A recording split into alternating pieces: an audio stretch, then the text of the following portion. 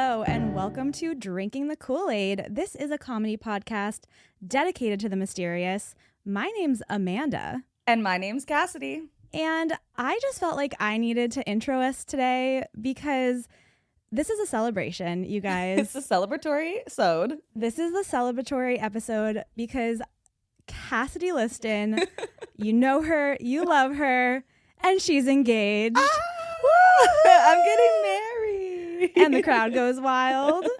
If you're watching on the tube, show the ring. It's so cute. It's so cute. Amanda had to talk him down because he almost got me a diamond. Well, he almost got me an emerald with diamonds. And she was like, she doesn't like any diamonds. And I was like, it's true, I don't.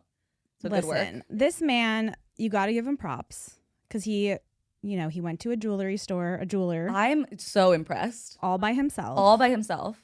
And I'm harassing him, obviously. As she does. Via text. Yeah. And I'm going, what are you looking at? Send me the photos. What are you deciding? And then he sends me a picture and I go, are those diamonds? And he goes, well, yeah. And I go, no diamonds. Yeah. And he goes, well, no, but like a couple. I go, no. Mm-mm. Not a single diamond. I've literally told Amanda 100 times if someone proposed to me with diamonds, I would say no because that means that they don't know me. Yeah. And he was like, no, I know she doesn't like diamonds, but the lady, there are no buts. I was going to say the lady was giving him a hard sell. Apparently she was kind of like shaming him like, no, you are literally a fool if you do not get her at least like a little bit of diamonds. Because she's probably like, every woman wants a diamond. Yeah, because he was going, nope, she does. Like he like filled me on in the whole conversation. Yeah. A diamond is a girl's best friend. Yeah, she like told him, she was like, nope, even if she says she doesn't like diamonds, I promise you she wants at least one diamond. And Andrew was going, no, she literally said no diamonds ever. And she was like, well, how about this? This one has emerald and diamond. And so Andrew's going, well, it's not, diamond's not the main thing. And then I was like, that's why I told him to call you. Yeah. And if he ever did this. Well, that's literally what he said to me. He was like, well, I figured like if it's not all diamonds. And I was like, I don't care. Not a single. Yeah. Not a single diamond. Do not put on that ring. Exactly. And he was like, good work. He was like, okay, fine. Yeah. I was like, but he had this one custom made and it's so perfect and so cute. It has like a feathered band, so it looks kind of like Lord of the Rings. It does look very Lord of the Rings. And then it has a little ruby at the bottom, which is his birthstone. I know. I did think that was very cute that he did that. Yeah, I love it. It's been really exciting.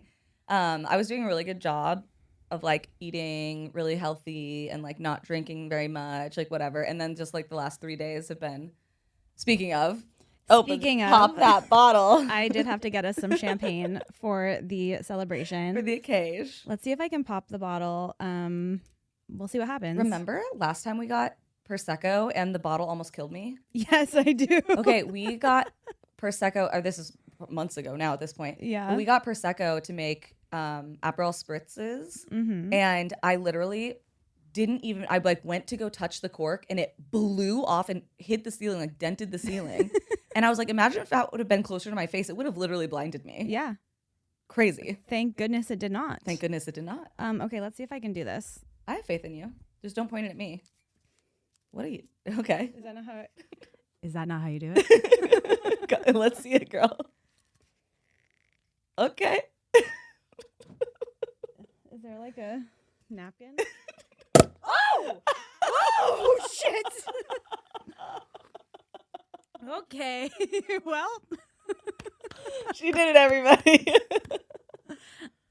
I'm so sorry if that blew out anyone's eardrums.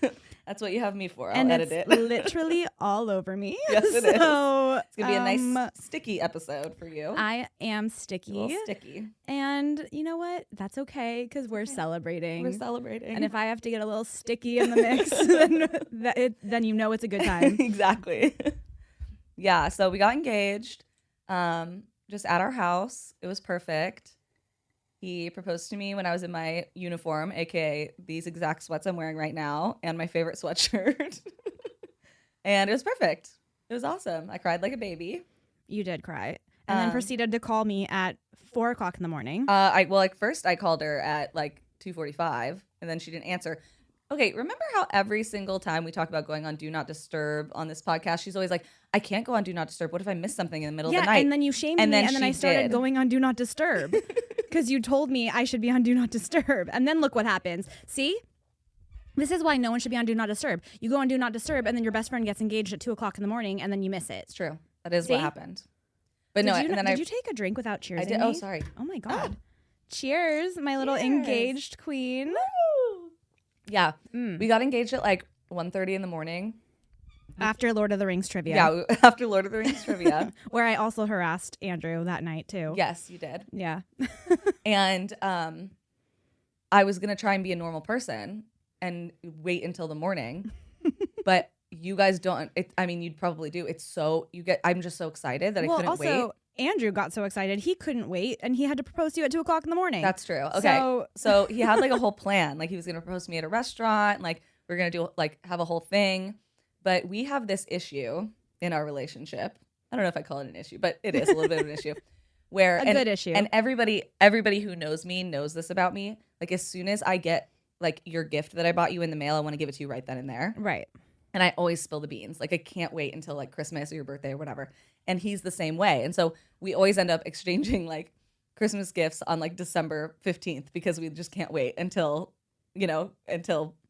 Christmas. Yeah. And like same with the birthday. Like if your present comes like 3 days before your birthday, that's the day you're getting your present because I'm too excited and I can't keep a secret. You do the same thing to me though. Yes. Oh yeah. I just do this. And like we both are like this. And so he was like pacing. I'm sitting on the couch and he's like pacing all weird. And I'm like, what are you doing? Can you come sit down so we can like finish this show so that I can go to bed? Like I need to go to bed because it's 1:30 in the morning. And he goes, no, just give me a second. And I was like, okay. And he was like walking around like our bookshelf area. We have like a huge like book. Did he have the ring on the bookshelf? He had it on the very top level of the bookshelf. So I couldn't have reached it even if I wanted to. And he like reaches up there and gets it and turns around and gets on one knee and is like, surprise. And I was like, I thought he was joking for like a couple minutes. Was the ring like in a box or just in a box? Okay. He had it in like a pocket box. So it was like a little tiny box because the whole point is that you can like slip it in your pocket and it won't like be bulky. And so that also confused me because I'd never seen one of those before because you think of like just a regular clamshell one or whatever. Got down his knees, said the sweetest things in the world, to me. And then we both were just like sobbing, crying. Aww. And it was really sweet. And then, like I said, I was like, I wanted to wait. I was like, okay, I got to wait till like 6 a.m. But like, you can't sleep after something like that happens. Like my adrenaline was like pumping. Yeah, of course. Like I was going crazy. And so we opened a bottle of wine. Yeah, as you should. And after you get through a bottle of wine, you're like, I should just start calling everyone right now. Yeah. And that's what I did. So I called my dad. And then I called my mom, and then I called his mom, and then his dad. And then I was did none of those people know? He didn't tell anybody but you. Oh my God. The only I literally said, well, what one of your friends, like who of your friends knew? And he goes, I didn't tell anybody. And honestly, like, okay. I know he didn't want to tell me. No. The only reason he even texted me was to ask about your ring size. And then I was harassing him because I'm a psycho. And I was like, oh my God, you're buying a ring. Oh my God. Yeah. Like super excited as I would be. Well, he's so funny because he was going, she told me she's a 7. I'm not a 7, by the way. I did not say that. No. Andrew was saying that I said, Andrew said that I said I was a 7. He did. He said that to me. And then I saw said no. a 7 and was like, that's massive. And and this is the funny part, I have told him probably at least 10 times, I wear a 6 for my ring size. It's the same as my shoe size. Both 6. Thank God. Both 6. So easy. Thank God he texted me though, because first of all, love Andrew, but you were out of town. I was. So the first thing I said to him was, I was in Arizona. The first thing I said to him was, Andrew, why didn't you just grab a ring and bring it to the jewelry store? Yeah. Because she's out of town. Yeah. But he's a man, so we have to cut him some slack, right? He tried. He tried his best. And then the second thing I said was, no, she's definitely not a 7. Yeah. I said, I am a 5.25. I have weird little witch fingers. She has really, really skinny fingers. Yeah. Yes. And I know I'm a 5.25 because when I got engaged, that's what the jeweler said to me. And then I remember you slipping on my ring and where it stopped. So I said to him, I would probably go more towards a 6. 6, yeah. Yeah. And it fits you. I would say like probably a little bit smaller could work, but I want to be able to wear it every day and like slip it on and off and stuff. So, but it like it's perfect. Like you have wiggle room. Yeah. Imagine if you went with a 7 though. Well, that was the thing where I was like, oh, thank God that he got the right size, because I know so many friends who have gotten engaged and then didn't get to wear their ring for like ever, for like weeks, because they had to go get it resized. Yeah, I couldn't wear mine for 2 weeks. Yeah, so I was like, okay, I get to actually like wear mine right away, and it fits perfect. It's nice. Yeah, so I'm just really happy. It's exciting. It is exciting. And now I think I might have to figure out how to put in contacts because I don't want to have to worry about wearing glasses on my wedding day. Although I can totally see you wearing like some really cute glasses. Yeah, absolutely. But wearing glasses is so annoying. Yeah, like, they get gross. You touch them, they get makeup. They fuck up your makeup. We'll figure it out. They hurt your ears. If you have like your hair pulled back, they can like give you a headache. That's why I'm like, I have to just figure out how to put it in contacts, I think, just for that one day. But yeah, girl, we got this. Yeah, it's not because I like my glasses. I actually like the way they look on my face and everything. I just don't want to have to worry about them. No. And because when I don't wear them, I'm like actually blind. So I can't just be like blind my wedding day. But also, You're blind on your wedding day. Which I need. I love all the support. I love all the love. I love the multiple messages I've gotten of you guys saying this is my royal wedding. I've gotten a few and I really love them. It's exciting. It makes me feel very good. Wedding. But I need you guys to remember that. First of all, I am poor. And second of all, I am a little white trash. So don't have your expectations way too high, okay? This is my royal wedding, too. I don't know what you guys are talking about. The first time somebody said that, I was like, oh, I believe that's so clever. And then like 4 more people said it. And I was like, oh, the pressure's on. The pressure is on. But you know what, though? Anything you do is going to be exactly you and Andrew. It's going to be perfect. Yes. Well, that was the thing when he proposed. The way he proposed, I just kept saying, he was like, sorry, I couldn't wait. I wanted to do it in like at a picnic or at a restaurant or something. And I was like, no, this is so much more us, like doing it like this at 1 o'clock in the morning when I'm in my sweats and like no makeup on. My hair's all disheveled. And like to me, that's what a wedding should be about. An engagement and a wedding should be about the people. That's it. Nobody else. No spectacles. Yeah. Like it should be what you want, what makes you happy, and what is just focused on your love. Yeah. You know? Oh, even so the way we announced on Instagram that we got engaged, we just went to the bar that we met at and went to the photo booth and did a little I love those photo booth photos. They're so cute. And because that's the thing we've done our entire relationship. We love photo booths. We go to, if there's a photo booth somewhere, our ass has been in it. And so I was just like, oh yeah, like I don't need a fancy photo shoot. Like this is way more me and way more meaningful, and I love it. Like I got engagement photos only because my wedding photographer offered them for free. Yeah. And it's like I didn't really even like them that much. Yeah. Like, and you had a good photographer. Yeah, it's just awkward. I like my wedding photos because I specifically said, we can do a couple posed photos, but I mostly want candids. Yeah. And I love the candids. Yeah. I just think they're so much more fun. Yeah. Like they show personality. Yeah, that's my thing. I'm like, we're so awkward, like posing and whatever, so I didn't want to have to worry about that. Oh, but speaking of my glasses. Okay, remember the saga with the pair of glasses I'm wearing right now? And how this is my third pair of this exact same pair of glasses. Because you always lose them. Because I lost the first pair like 6 months ago. And then I'm pretty sure that the second pair got thrown away.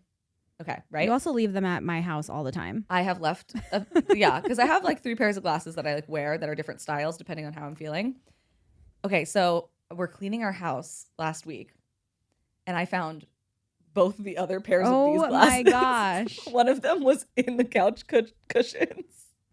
That does not surprise me. And the other one was in our bathroom in between like some towels. I must have taken my glasses off to get in the shower. Like I forgot to take them off in like because we have like a bathroom area with like a sink and stuff where I usually put my glasses. And then we have like the toilet and like shower area. Yeah. So I probably just forgot to take them off to get in the shower. And you never looked there. And then just put them there to keep them safe and then forgot about them when I got out of the shower. That's crazy. So now I have 3 pairs of these exact glasses. But the problem is one of the pairs is scratched. Which now I'm like, why don't I just throw it away? But I literally can't bring myself to throw them away. Don't throw them away because what if you lose the other 2 pairs? Exactly. Which I'm sure you will. I keep picking up the scratched pair and they're not scratched enough where you can really tell until you're like wearing them and then you're like, fuck, I can see that the little scratch in the corner of my eye. Yes, because sometimes they're just dirty because I'm like a little gremlin. I have like little toddler hands and they're always sticky for some reason. You do have little toddler hands. And someone commented on that last week. That's my friend Natalie. Oh, was that? Yeah, they were like, I actually went to dinner with her the other night. Why is Cassidy's hands so small? I want to hold them. They are really small. I have weird small hands and small feet. Wish it could be the rest of me, but unfortunately I'm no Sabrina Carpenter, okay? You got big boobs, so that'll never be small. So, but yeah, I like I always touch them, and so I always am like, oh, it's probably just a smudge, and then I'll realize I have the fucking pair on that are scratched, and then I'm just staring at it. Yeah, that would be annoying as It's fuck. so annoying. Yeah. Yeah. Yeah. Luckily, I wore my good ones today. They're already dirty though. Well, I'm very There's happy. champagne on them. Listen, there's champagne all over my body That's right now. true. Like literally all over my It's lap. gonna reek in here. Yeah. So, and my husband, for some reason, 2 days ago, he put the heater on in this room. So it's moist and I'm moist. Hot. And there's just a bunch of things happening. It's now. literally so hot in here. But like we're celebrating, so I don't care. It doesn't matter. We're happy and we're celebrating. We're celebrating. Sorry, I had something else I wanted to tell you, and so now I'm looking at my notes. Well, tell me, because I have something I want to give you. You have something you want to give me? I do. Okay, well, let's skip to that. Okay. What is it? So I got us both t-shirts. You have to pick which one you want. Okay. I'm excited. Oh, is this what was on the back of your chair? Mm-hmm. Okay. Ooh, they're soft. They are soft. Okay. We have...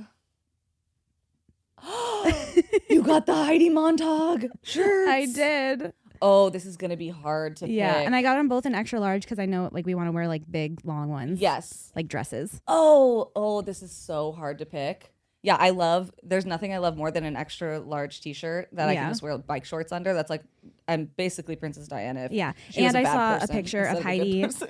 I saw a picture of Heidi in one of the shirts and she was wearing it like a dress. And I was like, well, I feel like we have to wear it like now that. I have to wear it like that. Yeah. Fuck, I don't know because I really like both of them. I know. I got the two that I like the most. So that way we could just, I was like, I would wear either. This is such a good engagement present. This is the best We day could of my also life. just like switch off whenever we want to wear. That's so true. You know what I mean? That's another good thing. I was gonna say that's another good thing about when I wear extra large t-shirts. Then my boyfriend borrows them sometimes. Yeah. Because if you're like, just an extra large. if you like pick normal. one and then you're like, hey, I want to wear the other one, I'll be like, okay, let's swap. Okay, I need to think about it. We could like literally trade off every week. We could. Yeah. Like we have joint custody. But yeah, I had to get them. I got them on prattdaddy.com to support Heidi and Spencer Pratt, obviously. Well, it's just so, once again, I'm not trying to say I have my finger on the pulse of society or anything, but you're also not saying you're not. But I'm not saying I don't, because Yeah. whenever I like get a weird niche thing that I'm really into, suddenly the entire internet, like I'm not joking when I tell you guys that I've been obsessed with Spencer and Heidi way before this fire thing. Like I had been texting Amanda about it. You have? And I was like, I'm unironically listening to her music. You would literally send me his TikToks like months and months and Oh, months and ago. they would have like 200 views, and the first comment's me. And then I would have, and then you would be like you would be like texting me and Kate being like, can someone explain to me like why everyone hates Spencer and Heidi from the Hills, and we have to explain it to you? Because mind you, that was my first impression of them. But yeah, I literally, sorry, I'm wearing the most uncomfortable bra, and I keep having to like adjust it. It's really annoying. I need to do laundry really bad, clearly. Listen, it was celebrating weekend. Oh, you can't do anything when you're celebrating. Lost my mind. I didn't do anything I was supposed to do for like 4 days. We literally were supposed. We usually record on Fridays now. Now we were recording on Monday because I was like, you know what? Take the weekend, enjoy your engagement. Well, it turns out when you get engaged, everybody wants to give you shots all the time. It's so true. And you're like, whoa. It's gonna be like this literally until you get married. Yeah, and then I'll be on your married, honeymoon. and then and I do not take shots often, if I can be frank with you. More of a wine sipper. You know, I'll get a little dirty martini action in there. Not usually taking shots. When you are engaged and you are going through a wedding, that's all everyone wants to do. Yeah, it's crazy. And you have to do it. Yeah, I know. I said a little prayer for my liver as soon as I got engaged. I said, I'm so sorry about all of this. Please forgive me. Please just last the year. That's all I can ask. Yeah, that's all. I mean, once you pick a date. Yes. We'll let you all know, and you guys can pray for me and my liver. But yeah, I got really into Spencer and Heidi like months and months and months ago, way before the fires, all that stuff, right? And like, don't get me wrong, I'm so glad that they're like blowing up or whatever, but I am a little bit like, I was there first and nobody cares. I'm getting that thing where I'm like, oh, you're a fan, name 5 songs, you know? You know what I mean? Wow. I'm like, oh, you're a fan? Do you remember when Spencer was making all those wine TikToks in like November? Because I do. I was there. Were you? I doubt it. I'll do it. I'm still a Go Hard girl. No, Go Hard is good. Go Hard's I know I'll Do It is like the song. I'll Do It everyone is I do think I prefer that one, but they're I mean, honestly her songs are bangers. They're bangers. Yeah, that's why I was like, I need to get these t-shirts and we need to rep Heidi Montag. Did you hear the I'll Do It remix with Pitbull on I it? did. I sent it to you, or I told you to listen to it. So good. Because they were on a podcast that I listened to, and they premiered the song on the podcast, and I was like, oh my God, this is amazing. And just so you know, if you're one of those people who has sent me anything about Heidi or Spencer's politics, I don't care. I don't want to hear about it. I really don't care. Life is so bleak. Just let me have something. Yeah. Okay? I mean, Spencer also will, he's a Swiftie till he dies. Oh, they're just... Doesn't mean They are vapid celebrities who flow with the wherever the wind blows. Because I would never be influenced by their politics, so I don't care. It's true. It's so true. They could literally come out with the exact same politics as me, and I would say, this makes me think maybe I should be thinking a little deeper. You know? Yes. But yeah, I love them. But yeah, and then now everyone's obsessed with Kyle Gallner. And remember, he's been my boy I know. for literally years. I've been obsessed with him. And now the internet's obsessed with him. And I'm like so happy. I'm like, he deserves it more than anything. He's so talented and I love his movies. But also I'm a little bit like, I was there first. I'm a little bit annoyed that we didn't slide into his DMs 5 years ago, because I've been sliding into his DMs like a motherfucker and he's not answering me or looking at them. So it happens when he's too famous now. He's too famous. He's when you're too in damn Smile. famous. You're in Smile and Smile too. Although he did respond to your tweet. He did respond to my tweet. But then nothing. Crickets. I did just watch for the first time Scream 5. I love. And he plays such a little baby role. I wish his role was longer in that. It is weird that he wouldn't have a bigger role. Because like I said, he wasn't like famous like that until... I feel like he's a Scream King. He is a Scream King, but he's in a lot of like indie stuff. Yeah. He's not in like mainstream stuff. Strange Darling was really good. And that's an indie movie. Yeah, I like that one. Yeah. He was really good in that, yeah. He was amazing in Smile and Smile 2. The opening scene from Smile 2, incredible. Incredible. Yeah. Okay, he's so hot. It's so funny because I'm like not attracted. I understand How that he's are you handsome. not attracted to? I feel like that would be exactly who you would like. Because I know he's married and like has a kid, and there's something about I know I don't know what to tell you about my brain. Okay, the second if I like find out a celebrity is like married and has a kid, and my brain goes like, oh, I'm just rooting for their happiness. I can't be. I'm like not attracted to them. I am very different than that. I'm happy for him. I also think he's very sexy. It's like if you meet your friend's boyfriend and he's hot. I can't. My brain cannot be attracted to that person because they are. It's the same. I don't know why. My brain just does that. Actually, I'm not like that. Like, I'm not attracted to them like, oh, I want to be with them. But I'm like if I meet my friend's boyfriend and they're super hot, I'd be like, oh my God, good for you. He's hot. I don't know what it is about me. Like the second I find out somebody. Just Kyle Mooney. That's the only one. Kyle Mooney, call me. That's the only guy. I take off my wedding ring. I've never. Literally, Cassidy will not fawn over anybody. But Kyle Mooney? Kyle Mooney. If you guys don't know who Kyle Mooney is, look him up. I love him. The only man that Cassidy has ever fawned over. It's so true. And I'm like, what? It's so true. I'm giggling like a schoolgirl because I have such a crush on him. Don't tell my fiance. Like, meanwhile, I'm all, oh yeah, this guy's hot, this guy's hot, this guy's hot, everyone's hot, blah, blah, blah. I don't care. Kyle Mooney, the only one. Oh, I have like a really weird thing when it comes to like being attracted to people, like even people like in real life, like dating and stuff. Like I like have to really be into you like on a mental level to like find you physically attractive like at all. It's true. I know. There's the Kyle Mooney of it all is just really and funny. So I just his comedy style is just right up my alley, like exactly me. So that's why. Like I find him so attractive because I'm like, oh, your brain. I'm such an asshole. No, guys, just autistic. Welcome to the twisted world of Cassidy Liston's brain. Anyway, Kyle Mooney, come on the pod. Hey, I would be way too excited. Okay, but anyway, speaking of being attracted, I fell down a rabbit hole the other day after the Trump inauguration, which boo, hiss, we fucking hate that guy. But who are we attracted to though? Okay, so. I didn't know this, but people in like the kink community think that Melania is Donald Trump's dom. Oh. Like how she like will flick his hand away when they go to hold hands, and then like no kissing your dom, and that's why he's always like weirdly air kissing her, but she'll kiss other people. I just don't think she likes him. And he like was supposed to be inaugurated or whatever, and he didn't put his hand on the Bible, and she was holding the Bible, and she was like all smiling, all sinister. But yeah, people who are doms, like professional doms, are like, oh, and then I didn't know this. She gets paid like $250,000 every time she does anything with him. Don't get it on your computer. What is wrong with me? You are out of control. It's like I want to be bathing in champagne right now. Is this your kink? Is there something you need to tell me? Who knows? Champagne showers. Champagne showers, yes. But yeah, so like people in the like doms themselves, like lady doms, they're like, yeah, clearly she's his dom. And he's like getting off on her, like ignoring him and stuff and like being mean to him. I mean, yeah, because there's literally no way. There's no way that they are actually like intimate. Oh, I'm sure they are. I'm just sure it's a lot weirder than we even realize. I don't want to know. But yeah, let me know. Melania, call me. I want to know. Are you a dom? Don't call anyone Melania. Okay, don't call me. But you could send me a weird little messenger pigeon. I just want to know about the messenger pigeon. Yeah. I'm like, what's the only way that I'm allowed? But yeah. Okay, Melania, we're going to meet under your statue.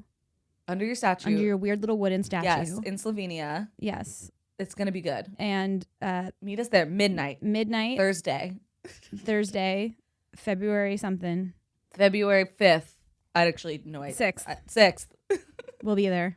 Under the statue, midnight. Meet us there. Nobody else come. Just Melania. Come alone. Oh, it's going to be so funny when we get shut down by the government. Oh no. when they cancel free speech and we get shut down. Oh God.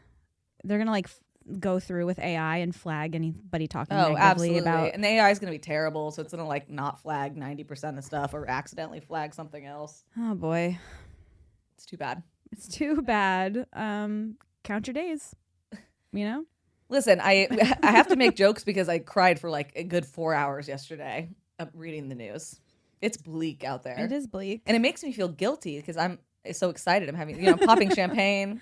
I'm listening to I'll Do It. But Pitbull remix. I think that we should just try to focus on the good. Well, there is a very famous quote that says you protest during the day and you dance at night because if they take your joy from you, you don't have anything. Your joy is an act of protest in itself. So don't let yourself get sucked into this hole of everything's terrible. Get out there, organize, do the stuff you need to do. Keep it off social media, maybe, if you're out there doing the good work. But also have fun, because if they steal your joy from you, then what are we alive for? We look at pictures in Palestine, and they are in the rubble of their homes, rejoicing and having meals and sharing love with each other. If they can do it, we can do it. I believe in you, and I love you guys. And yeah. Cheers to that. Cheers to that. Joy is a radical act. Hell yeah. Make sure you keep yours. I liked that speech. Thank you. Yeah. It's something that I've just been pondering on a lot, especially since good. I got engaged, just because you feel guilty finding joy when things are so bad and you see horrible things happening. But then you have to remember that finding joy is the point of life. And so that itself is radical. If people are trying to steal your joy, you find it even in the smallest place you can. Fuck yeah. Fuck yeah. Speaking of joyous people, if you find joy in this podcast, you might be one of these people who join our Patreon. You might be. And I just want to remind everyone, we get to do this podcast because of people on Patreon. So when we say we appreciate you and that we like totally dig you and we are so thankful, like you don't even understand, like we really are like so thankful to you. So we are. Also remember that. So welcome to Sabina B. Hello, Sabina. Cool name. It is cool. Welcome to Jennifer H. Hello, Jennifer. Which this isn't American currency. Where are you from, Jennifer? Let me know. Oh. Yeah. A little. An SEK. SEK. I'm going to Google it really quick. Kroner, maybe? Swedish krona. Wow. I can't believe I got that one. Oh my God, I want to go to Sweden so bad. Sweden looks amazing. And welcome to Amber G. Hello, Amber. Yes. Amber, we're so happy to have you. And obviously, Jennifer and Sabina, thank you guys so much. Like I said, we only get to do this podcast because of you guys, and we're just so thankful. I'm very thankful this week, obviously.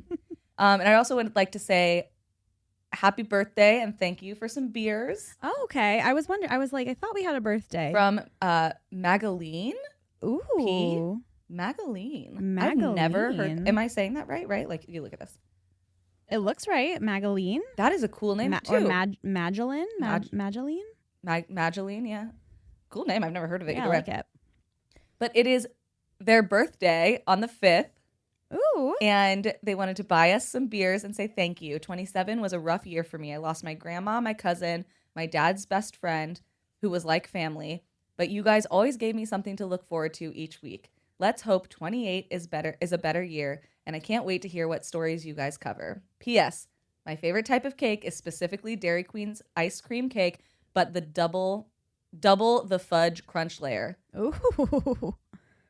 That sounds good. As a customizer of all things that I consume, love that, because the fudge crunch layer is like one of the best parts about Dairy Queen's ice cream cakes. They're so good. We always got Dairy Queen's ice cream cakes growing up. You know, Midwest, obviously, we love Dairy Queen. I like that. It wasn't Dairy Queen like Carnival, or was that Friendly's? Oh, I don't know. I think that was Dairy Queen. I think it was Dairy Queen with the Oreo crumbles. Yes, so good. But my parents met at a Dairy Queen, so I was brought onto this earth thanks to Dairy Queen. What if you were conceived at Dairy Queen? Gross. Yeah, that seems like a violation. That seems like a health code violation if I've ever heard of one. Talk about sticky. Yeah, so true. Gross. Champagne showers. And then Steph bought us some beers and said, buying you both some beers to celebrate Cassidy's engagement. Yay! The new year has been rough. I had to put my dog down the first week of January. No. And you both make me feel like I'm hanging out with my besties when I need a distraction. I love you both so much. Again, congratulations, Cassidy. You are going to be the most coolest and most beautiful bride. Love, Steph. Like, once again, this is like the thing where I'm like, I'm so glad that we get to be that little bit of joy in some people's lives. Like that to me is such an honor. Yeah. That people can say like, I had this horrible year, or I had this horrible month, I had this horrible week, but thank God I got a little bit of joy. And like, that is why, as much as we will talk about serious stuff, that is why we always try to at least have a little bit of like positivity all the time, because like we know we need it. Like, this is a highlight of my week every week when I'm down. And how many times have we gotten in the car with each other and just started crying? Yes. Because our week was terrible, our day was terrible, the news is fucking awful, and then we get together and we record this podcast and it's like changes around our whole attitude. So I literally I started therapy last week. Congratulations. Thank you. And I had my second session this morning every Monday. Oh, nice. Good for you. Yeah, thank you. And she actually, like, we were talking about work and stuff, and she mentioned, like, is there any part of any work you do that, you know, makes your anxiety levels lower? Yeah. And I was like, the podcast is like the only thing that makes me like genuinely like feel better, happy. And like that whole time that I'm doing the podcast, like while we're together doing this, totally, I'm genuinely so happy and not anxious at all. And just like, it's great. All right. So today I did a story that has been requested to me by many, many people. So I don't have anybody in particular to call out, but people have brought this story up to me a lot. It's very popular online. And there was just a new little update in December of 2024, which is what put it back on my radar. Oh my gosh. So we're going to be talking about the disappearance of Jodi Huisentruit, which that name probably sounds familiar to you. I once again had to triple check we didn't cover this one just because it's so, whenever it's like a kind of big one, that's a big name. I always have to remind myself okay, Amanda didn't cover this. Okay, thank God. Yeah. I know nothing about it. I do know the name. Okay, cool. Yeah. Perfect. So my sources today were findjodi.com, Up and Vanished, which is a TV show and a podcast, which is it's the guy, oh my gosh, how did I forget his name? I literally love him. He does the Up and Vanished podcast. He's actually found missing people doing this, by the way. Oh, wow. Yeah. And I think I've listened to Up and Vanished.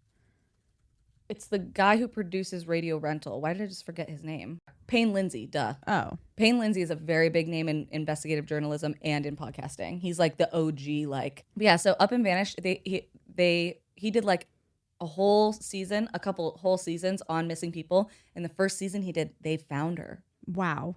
Yeah, they solved the case. That's awesome. Journalism. See, this is when so many people, I understand that there's so many people out there that are true crime podcasts, just exploit people or whatever. I do understand that because there are tons and tons of people that for sure are doing that, and you can hear it absolutely in the way that they tell the stories. That's why I don't you know who. No, I absolutely. And I agree. There are so many content creators, Yeah. true crime specifically. I think that's why we try not to call ourselves a true crime podcast too, because we don't really often do true crime for that stories. reason. Yeah, 'cause it's hard. It's a touchy hard. subject. Well, it's hard to do because you want to make sure you do it respectfully, and there's like a fine Yeah. line of like. We also choose stories, I feel like, of people that want the story out too, which is different. Yes, absolutely. Than just being like people that don't. They're like, please don't use my family members as content type of thing. Yes. So yeah, go listen to Up and Vanished. It's amazing. There's also a TV show on, I can't remember if it's Oxygen or it's like one of those, channels that does like a lot of true crime stuff. Okay, the Star Tribune and Wikipedia. Perfect. Yeah, so Jodi was born Jodi Sue Huisentruit. Sorry, I literally listened to her name like 1,000 times, but now I'm looking at the spelling. I should have put it phonetically because I always just see all these letters and my brain haywires. Yeah, and you are dyslexic, so. Yes, extremely. So she was born on June 5th, 1968 in Long Prairie, Minnesota. She attended St. Cloud State University. She studied mass communications and speech communication. So she was really she wanted to be like on the news. She wanted to be a news reporter, right? Okay, yeah. So she gets a bachelor's degree in both of those in 1990, goes on to work as she works as like an air stewardess for a hot minute, and then she works at a bunch of small little news stations and stuff. And eventually in 1995, she went on to work for a CBS affiliate, which is KIMT, in Mason City, Iowa, which is a pretty small town. She only lived about 5 minutes away from the studio that she worked at. And from what I gathered, the way that when I was reading this story and listening to stuff about it, everything was kind of 5 minutes away in Mason City, Iowa. It was a pretty small town, like for real. So she had the 6 a.m. news spot, which meant that she had to be at work every morning at 3 a.m. Oh my gosh. That's what time you go to bed. Genuinely. Yeah. And so her whole lifestyle was built around that. Because you can't even stay up until like 11 if you have to work at 3. Yeah. And oh my gosh, I had a friend who worked for the NFL Network and she did the AM shows like that too. And she said, yeah, like literally I go to bed at 8:30 p.m. every single night. Yeah, I can't even go to work at 10:50 when I stay up till 11. Oh, I had a recording session which go check it out. It's going to be on See Jurassic Right with Stephen Ray Morris. I had a recording session with him at like 11:30 in the morning, and I stayed in bed until 11:20. I was gonna say that is early for you. Yeah, I literally was laying in bed like a zombie. Like I can't. Especially lately, I've been noticing you've been not even responding to me until like 1. I used to keep my phone on Do Not Disturb until 10 a.m. and I moved it till 11 a.m. only because I've been trying really hard in the morning not to look at my phone. I've been trying to be one of those people. Because sometimes you text me back at like 1 p.m. and I'm like, did you just wake up? No. Usually I looked at my phone at like 11:30, saw everything that I needed to do, got overwhelmed because it turns out if you keep your phone on Do Not Disturb until 11, you have like 80 million text messages when you wake up. And then you have to spend like an hour being stressed out about that. Right. So that makes sense. Yeah. And then I get around. But also, I've been going out late the last week because of the engagement. That kind of fucked my sleep. Honestly, going to Vegas in December, my sleep schedule has never been the same. Literally. I have not recovered. And it just will continue to do that. Oh, it's just going to get worse. But yeah, so she was really, really, dedicated to her job. She was at home usually by 8:30 every single night and took her job really seriously because her like big thing was that she just wanted to work her way up and be a bigger and bigger newscaster and like maybe one day be a talking head on like CNN or something like that, right? So the 6 a.m. news would come on. She was usually in around 3 a.m. because she needed to get hair, makeup, get prepped for the day, get her list of everything she's talking about. And her producer, Amy Coons, which, this poor woman, she was in every day at 2 a.m. Oh my gosh. Because she had to get all the people that were going to prep the talent prepped. So she would go in and then all the fucking makeup and hair artists had to be there at 3 a.m. Yep. Like, that's horrible. Horrible. So Amy is getting everything ready, running around. Live TV is so crazy. I can't even imagine because I worked in production on recorded stuff. Yeah, not live TV. I cannot even imagine how stressful live TV is because when we went over, it's just like, oh, whatever. We have to pay some overtime to some people. If they go over, they miss a whole segment. Yeah. So she's running around and then she realizes it's just after 4 a.m. and she hasn't seen Jodi. What day was this? Just like a random day? Well, where she was supposed to be in there at 3. Yeah. So she's running around doing all her stuff. It's on. And she goes, wait, where's Jodi? She's not in hair and makeup like she should be, right? Mm-hmm. And so she calls her, and it's like 4:04, let's say.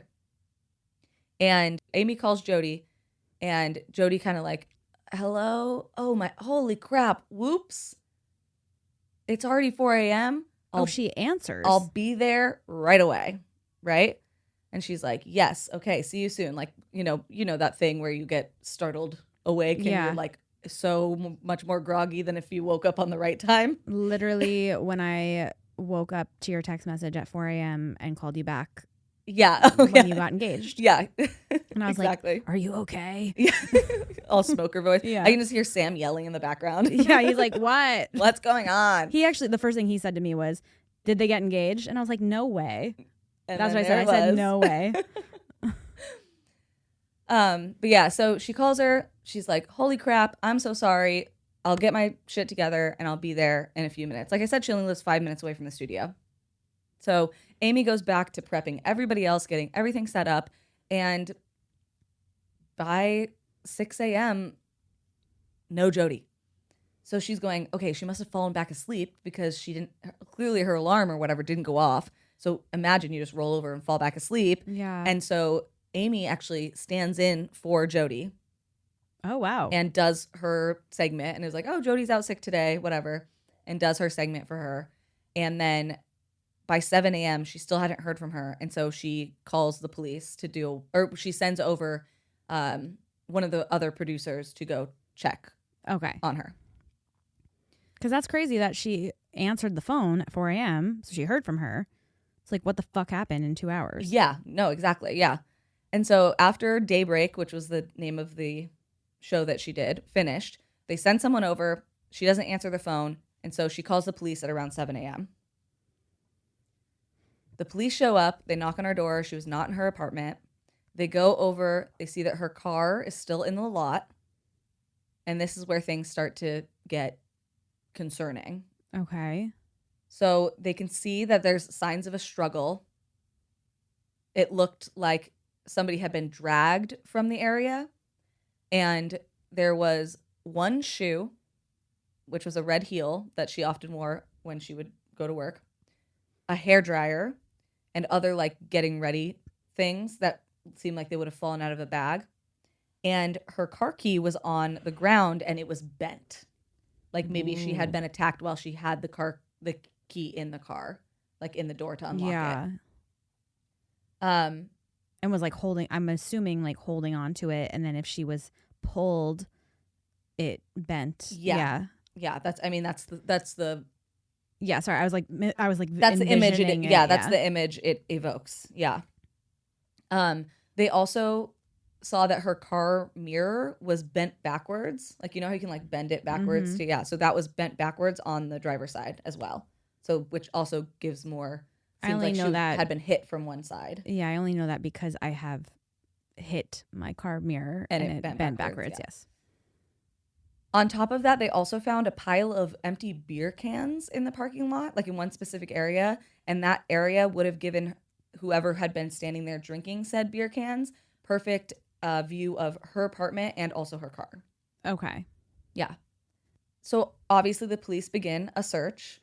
They go to start knocking on doors in the apartment building, and they also gain access to her apartment through her landlord because right at this point seems like there was some sort of crime committed. Seems like she is missing. So they get into the apartment. No sign of a struggle, no sign of a break-in, nothing strange in there. There were a couple things that stood out to investigators. There were 2 wine glasses inside that had wine residue in them. And the toilet seat in her bathroom was up. Okay. Like a man had peed recently. Yes. Which could mean anything. Maybe she just cleaned the toilet before she went to bed or before she left or whatever. They obviously don't know if she was dating anybody. Allegedly, and we'll get to this later, she had just recently started dating someone. Okay. But yeah, so the toilet seat was up. That makes them think a man was there. There's 2 glasses of red wine, stained glasses, dirty glasses, and but no sign of a struggle or forced entry or anything weird in the house besides that. So they knock on different people's doors. A couple neighbors did say that they heard yelling, and they also said that they might have heard someone yelling for help at around 4 a.m. Okay. And this is the thing that annoys me when I was reading about this, and then also like just the way people speak about this case. And we hear this a lot when we cover true crime, where people are like, how did nobody call the police? How did nobody say anything?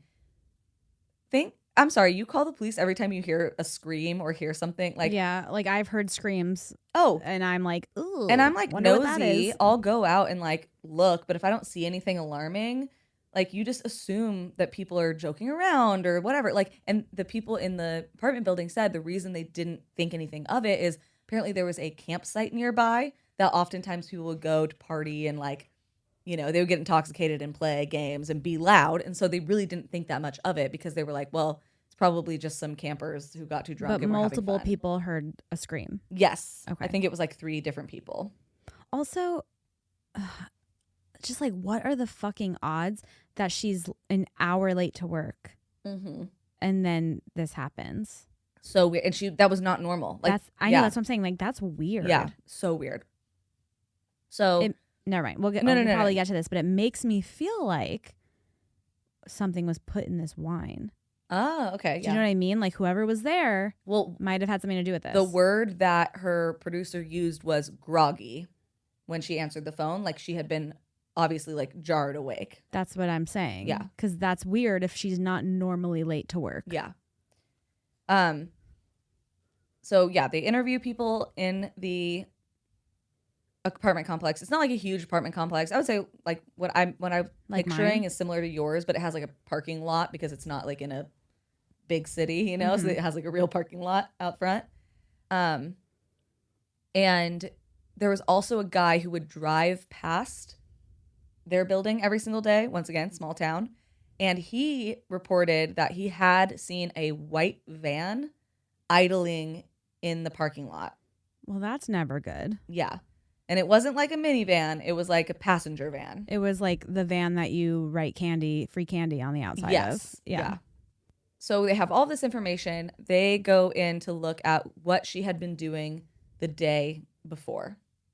So she had actually been like a very good golfer in high school and in college and was like, you know, varsity on her golf team or whatever. So she went to a charity golf tournament that day because she was basically a local celebrity. Yeah. Everyone knew her. She was on the news every single morning. She's the local news anchor. Yeah, it's like when you turn on the news. I mean, we don't really do this anymore because having cable isn't as normal. But, you know, when you're kids, you'd walk in and your parents would always have the news playing and it would be the same 2 people every single morning. How about the local radio people, right? Yeah. Like in my hometown, like we would know when the K104 guys would come into the restaurant, you know? Like, ooh, beans and toast in the morning. Or like whatever. Literally. Yeah. And so like that is. Like Beans is here. Yeah. Oh my gosh. Because that's Beans. Yeah. Like people have like a connection with these people. They see them every single day. And especially people who are creatures of habit, they wake up themselves in the morning and see these people every single day. Like she's literally like a celebrity. Yeah.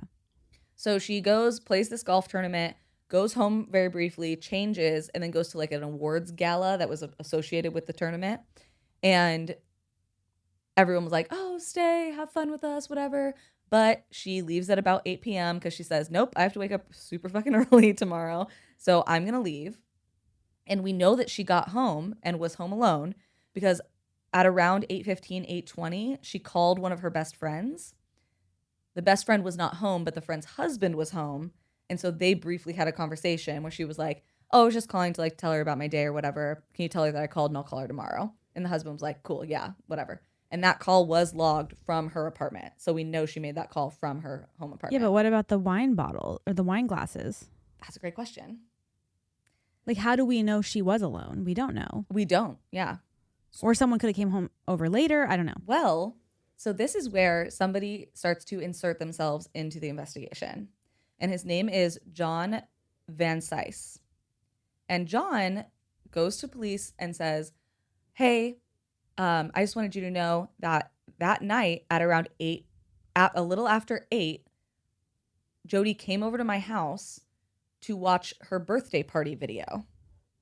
So just a week before, Jodi had turned 27. Oh, she's young. She's young, yeah. So she had just turned 27, and he had thrown this surprise birthday party for her. He is a lot older than her. He's like almost 50. Okay. So he threw this party for her. They had become friends like 6 months before, and everyone said that he was like kind of infatuated with her. Who yeah, wouldn't I was be? gonna say, so he's in love with her. Once again, she's like this really pretty local celebrity, basically. And so he throws this party for her with a sign, like imagine like the one behind me right now. If you guys can't see If it, you can't see it, it says she said yes. But it said party hardy girl. Okay. Yeah. And something a 50-year-old man would yes. get. Well, also remember this is the 90s. Oh, yes, you're right. And he had like a custom cake that had a little topper on the top, and it was like it was like a girl skiing because she was like really into the outdoors and she was really athletic, obviously. Like I said, she was a really great golfer and she liked to camp and hike and ski and all this stuff. So he got all of this whole party. They're drinking, and he even got one of his good friends to video the whole party. Okay. And so remember, once again, this is the 90s. This is pre-cell phones. This is camcorders. This is camcorder time, yeah. And so they were like, oh, okay, we can't look back on our phone and look at the pictures. Let's come and watch this video of the party. And the video is available online. I did watch a significant amount of it. Oh, really? They are like dancing together. Her and John, they're like dancing. Is it weird? It's a little weird, but she seems like she's having fun. She doesn't seem uncomfortable at all. There's like one part where she's dancing with another guy and he seems like a little, like you can kind of see that he like looks a little pissed off, but I don't know what I'm like projecting onto this. Yeah. But also he could just be jealous. Like he's into this younger girl. She's once again a celebrity. She's super fucking fine. And he is like trying to woo her. Yeah. And it's not really working because she had like told her friends that she really likes him. He's cool. She likes the attention and he had some money. So she liked to, why not? whatever, but like she wasn't ever going to be romantic with him. And I think he just liked being in her proximity. Yeah. Is what it seemed like. So he says that she came over at a little after 8. That's as specific as he got. And they watched the birthday party video and then she went home. Okay. And this is, once again, like he just inserts himself so quickly into this investigation. He starts going on like news interviews and talking to people. And at one point he even says, quote, I was the last person to see her alive. Ooh. Which looks very bad for him, obviously. Yeah. He's giving red flags. Yeah. But he says there's no way he could have done it.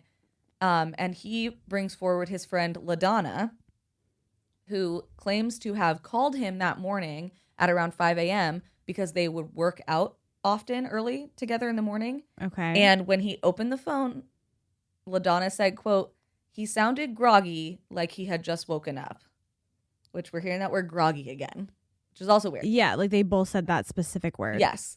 But that her and him met up and went on a brisk walk, like a morning walk to stay fit, sometime a little before or around 6 a.m. Okay, well, let's see. If Jennifer is waking up at 4 a.m. Jodi? Sorry, Jodi. For a second, I was like, wait, who's Why Jennifer? did I say Jennifer? I don't know. That's such a me move. I do that all the My time. bad. Sorry.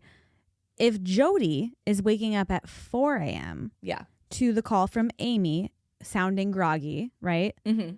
Who's to say she doesn't wake up, then this dude, what's his name, 50-year-old man, John is in her bed, wakes up, and he's like, I gotta go. Yeah. Leaves, and then this girl calls him at 5 a.m. Like, you know what I mean? Like, that's a whole hour. Yeah. Well, but he claims that she was over at his house, not that he was over at hers. I know, but what the fuck is about the 2 wine glasses? That's weird. Well, she's a busy gal. So some people have said, well, maybe they had just been there a couple days. I mean, that happens. I get, yeah. I mean, yeah. Yeah. Mine does in my sink. I was going to say, I thought the same thing. And then I thought, oh my God, after me and I know we just got engaged. Things are a little different. But we, like I said, drank a bottle of red wine after we got engaged. And those 2 glasses were sitting there for probably 3 days. Yeah, no, before I finally was like, oh, we have enough dishes to run the dishwasher, right? Because we weren't cooking or whatever. Yeah. And if she's so busy, she's probably not cooking a bunch. She's not doing a lot of dishes. Like, no, me and Sam drank wine on Friday night, and those 2 glasses are still sitting there, sitting on top of my sink with wine residue in it. So yes. that's fair. Yeah, that's fair. So like, I didn't really think about that because I thought the same thing as you. And then the second somebody said, well, maybe she drank it 3 nights before. Maybe even it was 2 separate nights and they were both her. And she just got a clean glass. And I was like, dang, I didn't even think about that. Yeah, but where were they sitting? Like on the table? I'm not sure. The report just said that there were 2 wine glasses. Okay. Yeah. I don't know. Yeah. Okay. I'm picturing things that I feel like maybe aren't accurate, you know? Yeah, you're thinking like, oh, there's like wine left and they're both sitting on the coffee table. On the coffee table in front of the couch. Like, that's what I'm thinking. But even then, like I said, like as soon as they said that, I was like, yeah, I've had, an empty you can tell that it was red wine, but an empty wine glass on my coffee table for 3 days before, for sure. Yeah, yeah. Like when I'm just busy and I'm like, oh, I had wine one night and then I just feel like if that were the case and you were going to grab a clean glass, you would probably pick up the wine glass from the coffee table it out and put it away because you're like, oh shit, I can't have 2 glasses right next to each other on the coffee table. You live alone. But yeah, we don't know. I don't know. They could have been by the sink. They could have been. I'm not exactly sure. So it might not mean anything. Yeah, it might. And that's what's confusing about this case. And we'll get into that. There's a lot of stuff where it's like, oh, this is weird, and it's like, but it could mean nothing. Yeah. So she had complained about a white van following her recently. So this was something that when that other person brought up seeing a white van in the lot and they checked, there were no white vans registered to anybody who lived there. Like they did a triple check. So when she said, oh, there was a white van, her friends came forward and said, oh, she had complained when she was jogging or whatever, there had been a white van following her. This was something that people started to pick up on.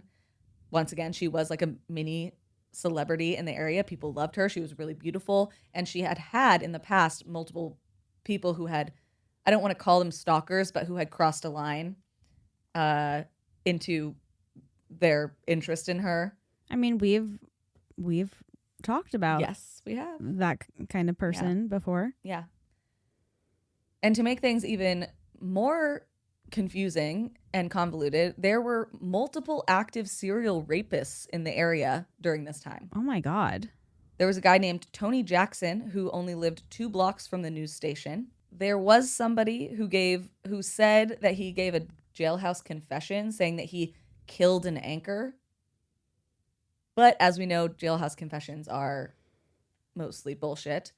And he claims that there's no way he could have done that because he had actually fallen and dislocated his knee and was in the hospital that night and was on crutches for the next couple days. Okay. And they verified this. I don't know.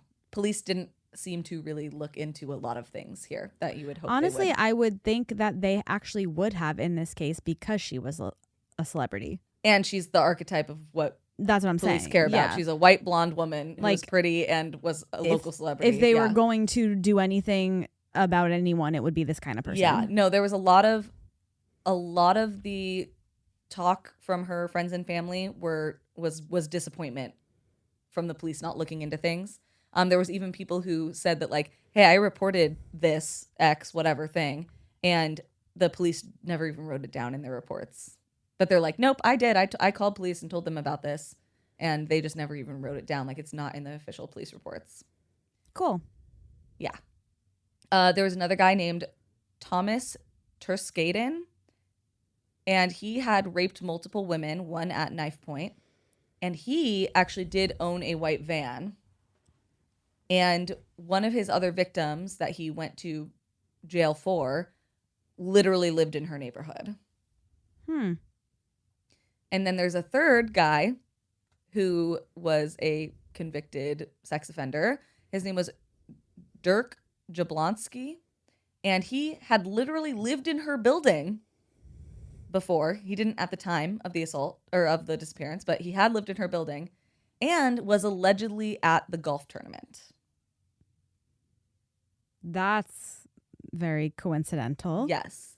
And this guy ended up going to jail for the disappearance and then murder of, it was like 5 people, but they were all related to like drugs. So this would have been really random if she was somehow involved in this. Okay. Yeah. All right. So there was a lot of sex offenders in one small area. I do not recommend downloading that app that tells you all the sex offenders around you, because it will ruin your life, and there's nothing, it doesn't help you. It's just going to make you a paranoid freak. Because I did that once and I was like, oh boy, thank God none of them are in the building, I guess. Like that's literally all I had. Like one's down the street, but they're not in my building. Yeah. I'm like, oh, there's one.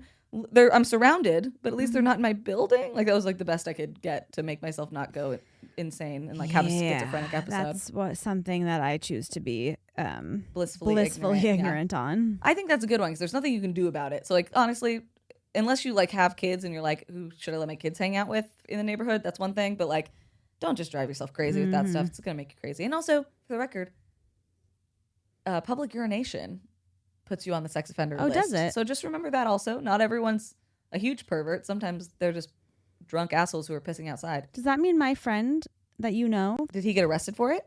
He got a ticket for public urination. He could be on the sex offender registry. They don't he always was just peeing outside on a wall. No, that happens. It just depends how much of an asshole the cop or the judge wants to be. Huh. Yeah. That's crazy. So just that's keep that in kind of mind. crazy. Keep that in mind also.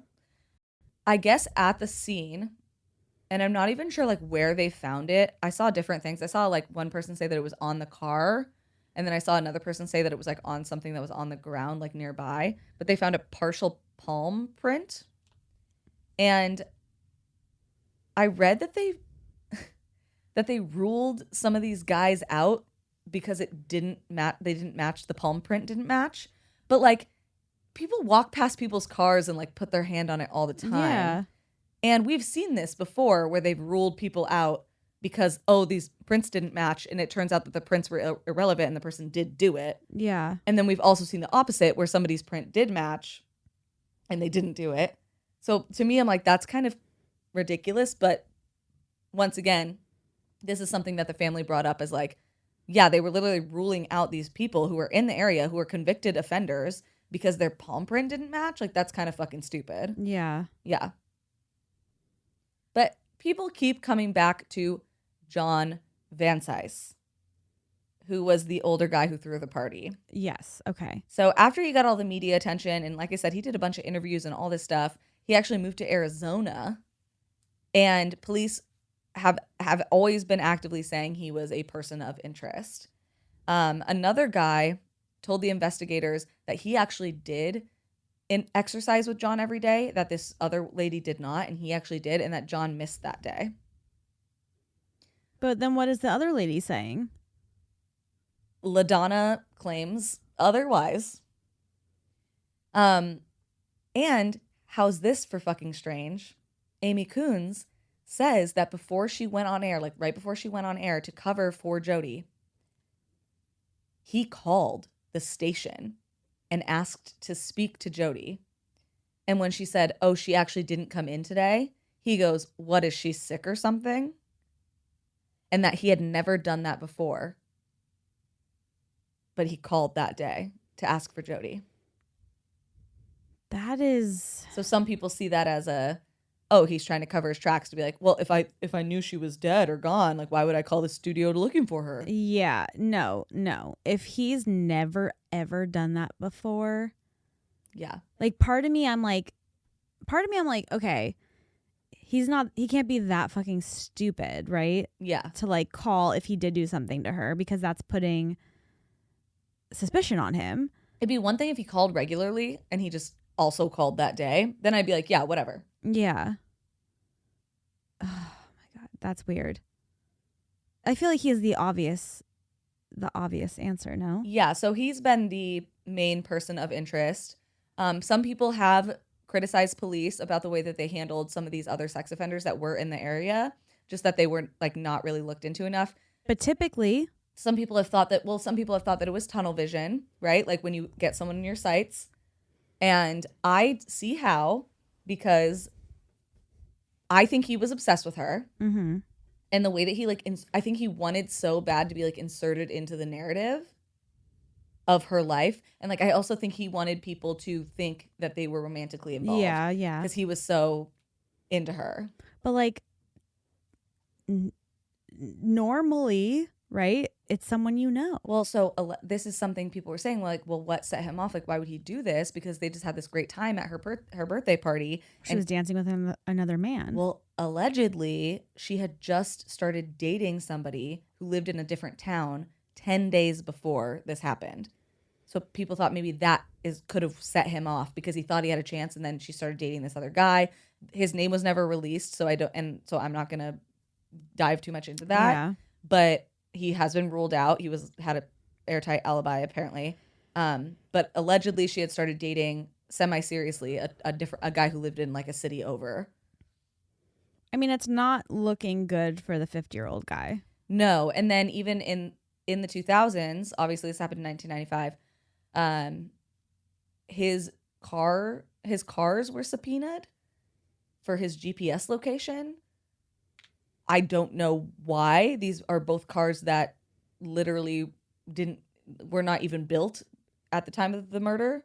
So I don't know if they were trying to find maybe him going back to Iowa, or maybe try to connect him with some other crime, because sometimes they do that when they know you did something but they can't pin it on you. They try to pin you for something else.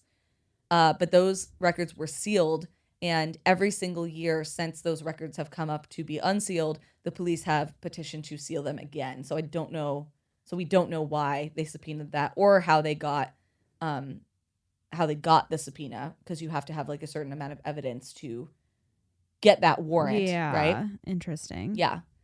So like I said, people are really unhappy about how the police investigated this.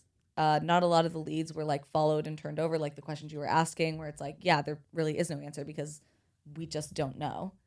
And in October of 2024, Mason City Police actually searched a site in rural Minnesota in a town called Winstead. There was a place that was being dug up for an apartment construction, but nothing ended up turning up there. So that was kind of a nothing. Okay. And then in December 2024, our lead suspect here, John Van Cise, dies. He has Alzheimer's pretty bad since 2020. Oh, fuck. And he dies. Yeah. Payne Lindsay did try to interview him, literally saying that his friend LaDonna was like, no, if you talk to him, you're going to know that he's innocent. But they freaked out and wouldn't talk to him. I don't know. That could have been because he was already struggling with Alzheimer's. Yeah. I don't know. But yeah, so we really have no closure in this case. The family is still actively interested in finding out what happened, or at least finding her. She was never found. Yeah, and it's really hard, and they kept saying this in the episode of Up and Vanished. It's really, really hard to prosecute a case with no body, and it's also hard to know who did it because there's so much evidence that comes with that, right? We've talked about that before too. Yeah. The main thing that just made me really fucking sad about this case is obviously just she deserved so much more, and how sad that this beautiful bright light, like, oh, and also people published her private journals and stuff. Like, there was leaks. That feels icky. There was because unless her family members did it, then like no, and it had nothing to do with the case. Even like all of her journals were just like about how, I really hope that one day I can become this big news anchor. Like, it was shit like that, right? It was like it had nothing to do with the case. There's nothing like, oh, if we release this, maybe people could figure it out. It's just making people feel more sad. Like, it's just people they want salacious content. It's it's like TMZ level shit. Yeah. So that sucked. And it was like, and the ex-sheriff's wife, who the sheriff had kept some of the things because it was like his case that he couldn't let go, you know. And she like found the photocopies and like released them. Ugh, it's just really ew. Yeah, yeah, gross. That's gross. Don't worry, she didn't get charged or anything for. Yeah, but this case is so. There's so much going on, and like there's part of me that's like, I don't know, like part of me when I listen to all this stuff, I just think that this motherfucker, John, I think he just wanted to be involved so bad that he like almost put his own foot in his own mouth, right? But then I'm like, everything he does is like so suspicious. The phone call is very weird. All of it. You've never done that before, and literally the day she goes missing, you're gonna call for the first time. Saying that she was over there a little bit after 8 p.m., but then knowing that she made the phone call at like 8:15. Yeah. Weird. 8:15, 8:20, she made the phone call to her best friend and was like, hey, is she not home? Oh, just tell her I called. Feels weird. And especially when we all know she goes to bed usually. So she would have gone from there to your house. Yeah, like why would she go to your house when she goes to bed? Because she has to wake up early. Yeah. So I'm like, so part of me is like, oh, I feel bad like talking about this guy after he dies. But then I'm like, no, you inserted yourself into this. So whether you did it or not, like you actively were like giving interviews and shit, and said, I'm the last one to see her alive. Yeah. And then apparently like in all the interviews, he was like talking about her in the past tense, which is like weird, which I'm like, once again, I'm like, it's weird, but I'm also like, I get it, because when you talk about things, sometimes, you know, whatever. Yeah. But also you inserted yourself into this, dude. You didn't have to be a part of it at all. Like, would you even have been looked at if you didn't insert yourself, you know? Yeah, genuinely. Yeah. There's nothing that says that she was with him that night other than him. So we don't even know if that's even true. I don't know. I hate like, I know. I hate to like give my thoughts on it because I don't want to like incriminate someone that is innocent. No, dude. I mean, he's dead now. It sounds like it was him. Yeah. And once again, just based on the evidence, he implicated himself. That's why I'm like, dude, I don't even feel bad for you. Usually I'm like, I won't say their name, I won't do this, whatever, because I'm like, I don't want to implicate people who we don't know, whatever. But he literally was the one doing interviews and like doing all of this stuff, like actively. He was involving himself in the whole situation. Which is suspicious. Yes, because it could very well be one of those random rapists or whatever, yeah, or, you know, people that are on the sex offender list that lived in her building or whatever, that she maybe came in contact with a couple times. Like, it could be one of those people. Absolutely. But why are you saying I was the last person to see her alive? She was at my house the night that she disappeared. Like, that's just weird. You're making it seem like you did this. Last person to see her alive is like actually insane. Yeah, like you are making me think you did it. Like nobody said she was dead, dude. Yeah. He literally gave that interview like 2 days after she went missing. That's suspicious as fuck. That's crazy. And the phone call, it's just all weird. Well, and if he didn't do it and he just said that, what an evil fucking creep. Yeah. Like, you are literally trying to like capitalize and like make it seem like you were fucking this girl when you weren't. Like, I don't know. No, So that's why I don't feel bad even if he didn't do it. Like whatever. Like, in my opinion, this dude fucking sucks regardless. But it does suck in my opinion, in your opinion, if I had to, if someone was like, who do you think did it? Yeah. He would be at the top of my list. Yeah. And I mean, when he died, that was the headline. Yeah. That was the headline. Person involved in the disappearance of this lovely young lady, Jodi, dead. So that is the disappearance of Jodi Huisentruit. And I just hope that her family and her loved ones can find answers. They're still trying. And like I said, there's a whole website called findjodi.com. There has been a private investigator involved in this since 2017. So they are still very actively at least like searching for her body for closure for her family. All right. Well, do you want to hear about a heist? Yeah, duh. Always. Yeah.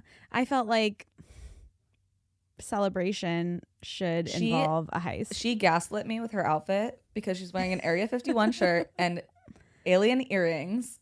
And so I was like, oh my God, I know, because she loves a theme. I was for sure. Well, it's like slightly themed. Okay. My hair is in space buns as well. It is. I know. I'm telling you. So obviously I'm talking about the NASA Moon Rock Heist. Oh, okay. I thought it was going to be a diamond heist. Close. I kind of rock. Boing. I also blew up a engagement ring really cute. balloon, and Cassidy just threw it. So I did. fine. I boinged it. That's fine. It was very fun. But it's kind of on theme.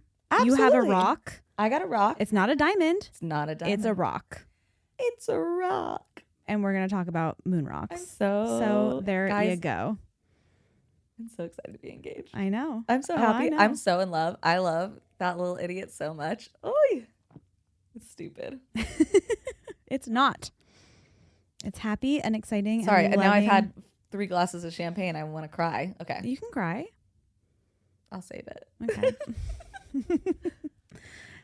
So my sources today were an article on CBS News by Mo Roca, collectspace.com, medium.com by Davis Trebig, Meteorite Times by Mitch Noda, the New York Post by Larry Getlin, and nasa.fandom.com. Ooh, we love a NASA fandom. You know what I mean?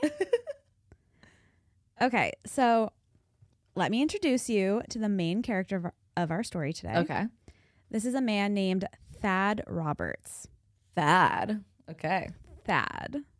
So Thad was born in Utah in 1977, and he grew up in a very, very strict Mormon household. Okay. Utah. Mormons. Makes sense, yeah. So as a Mormon, which if you know anything about being a Mormon, if you're like me and you watch the Book of Mormon, that's how you know everything. Mm. You know that when you turn 18, 19, you have to go to this missionary training. You know, they send you to a different country sometimes, a different state, whatever, to do this missionary training. And Thad was sent to Tulsa, Oklahoma to do this. Wow, exotic. Very exotic. Do you know you can have the Mormon missionaries like help you put together furniture and stuff? I did not know that. Like if they show up at your house, and they're like, hello, my name is Elder Price. Yeah, that's exactly. They sing every single time. No, they do. But no, like they're just like so stoked that you're allowing them to spend time with you. They'll do whatever, basically. That's awesome. Yeah, I saw this lady who like had them help her fix her stairs.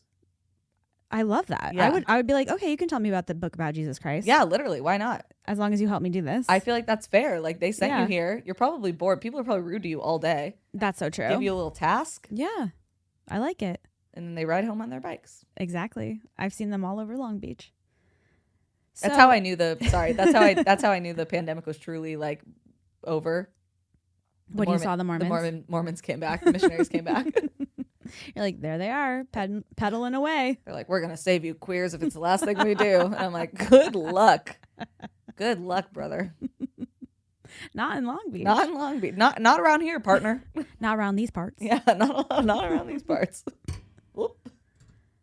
So when he's at his missionary training in Oklahoma, he ends up confessing to this his mission president or whatever that he has been having sex with his girlfriend. Yeah. You get kicked out of the church Big for that. fucking deal. Like you cannot have premarital sex in the Mormon church. My youth group pastor got kicked out of the church for having sex before she was married. Well, so did Thad. They said, you are no longer worthy. You're done. You gotta go. And they sent his ass back to Salt Lake City. Okay. When he gets back to Salt Lake, his parents are like, you've disgraced his family. And they basically kick him out of the house. His father literally says to him, because we are loving parents, we're giving you 2 months. You aren't allowed to have any of your old possessions. You will sleep in the basement. You are not to talk to any of your brothers or sisters. You can't even look at them. Because you, Thad, are going to hell, and any communication you have with the rest of us will only make us go to hell too. What the heck? Dang. That's fucking rough, dude. That's like pretty rough. That's pretty insane, yeah. Yeah. Once again, this is why we don't fuck with religion. Religion. You guys are fucking weirdos. One. Yeah. Kind of fuck with the Quakers though. They seem nice. So Thad moves out, obviously, because that's an insane thing to say. And he immediately marries his girlfriend, the one he got kicked out of the church for having sex with, and her name is Katie. Of course it's Katie. Yeah. That's such a Mormon And it's code spelled name. Kaydee. Stop. That is the most Utah. If you're a Utah, you literally know. Yeah, I'm pretty sure one of the Mormon wives from that TV show is probably named Katie. Insane. Like that. So they get married, they move out together, and then he enrolls at the University of Utah. So now that his Mormon life is over, he starts setting his sights on a different goal, which is pretty big, and that is to one day become an astronaut. Okay. So he decides to do everything he can in life to like achieve this goal. So in college, he triple majors in geology, anthropology, and physics. Oh, so he was smart. He's very smart, yes. Okay. He learns... is. I'm sure he's not dead. No, he's not dead. He is very smart. I'm like, my dearly departed. Yeah, he's still alive. He learns Japanese and Russian. Jesus, okay. He founded the Utah Astronomical Society in his college, and he single-handedly turns his college's observatory into a top-flight science club. Jeez Louise. Yeah, he's like doing the most. Yeah. He's like, I'm gonna fucking become an astronaut. He sounds cool if as it's fuck. the last thing I do. Yeah, he sounds You're cool. not gonna like him later on, but it's okay. Because he does do a lot of cool things. I can't lie. Yeah. It sucks when the worst person you know does something cool. And you're like, God damn it. Yeah. He also got his pilot's license, his rescue diving certificate, and he participated in dinosaur digs with a paleontologist at the Natural History Museum of Utah. Yeah, like you're really building this guy up for me. I know, because he does so many cool things. God damn. He and his wife, Katie, also did an 800-mile bike ride in college to raise money and awareness for the Cystic Fibrosis Foundation. So once again, he's doing the most. Cool guy. He sounds like a fucking cool-ass dude. And like by all accounts at this point, he is. Like he is a cool dude. Like as far as we know. Yeah, like he's cool. doing amazing things. He's doing the most. I'm all for it. So after all these accomplishments, in 2001, Thad applies for a spot at the Johnson Space Center Cooperative Program in Houston, Texas. So he ends up having this like phone interview, and out of like 800 or something people that apply to this program, like 50 people make it. So it's like very competitive. It's very elite. And during this phone interview, basically the person is like harboring on the fact that he has done so much for the community. Harping. Sorry. I don't know why I said harboring. It must be the champagne. Harping on the fact that he's done so much for the community. He's like, keeps talking about the bike ride for cystic fibrosis. He's like, you've done so many amazing things. And this obviously makes him really stand out to the person interviewing him, and he gets offered the internship. Okay. Because everyone interviewing is really fucking smart. Yeah. So you have to stand out somehow. That's what your extracurricular, what is it? Extracurricular activities are for. Yeah. Exactly. Yeah. And yeah, it worked for him. When Thad arrives to Houston, he is now a 24-year-old man.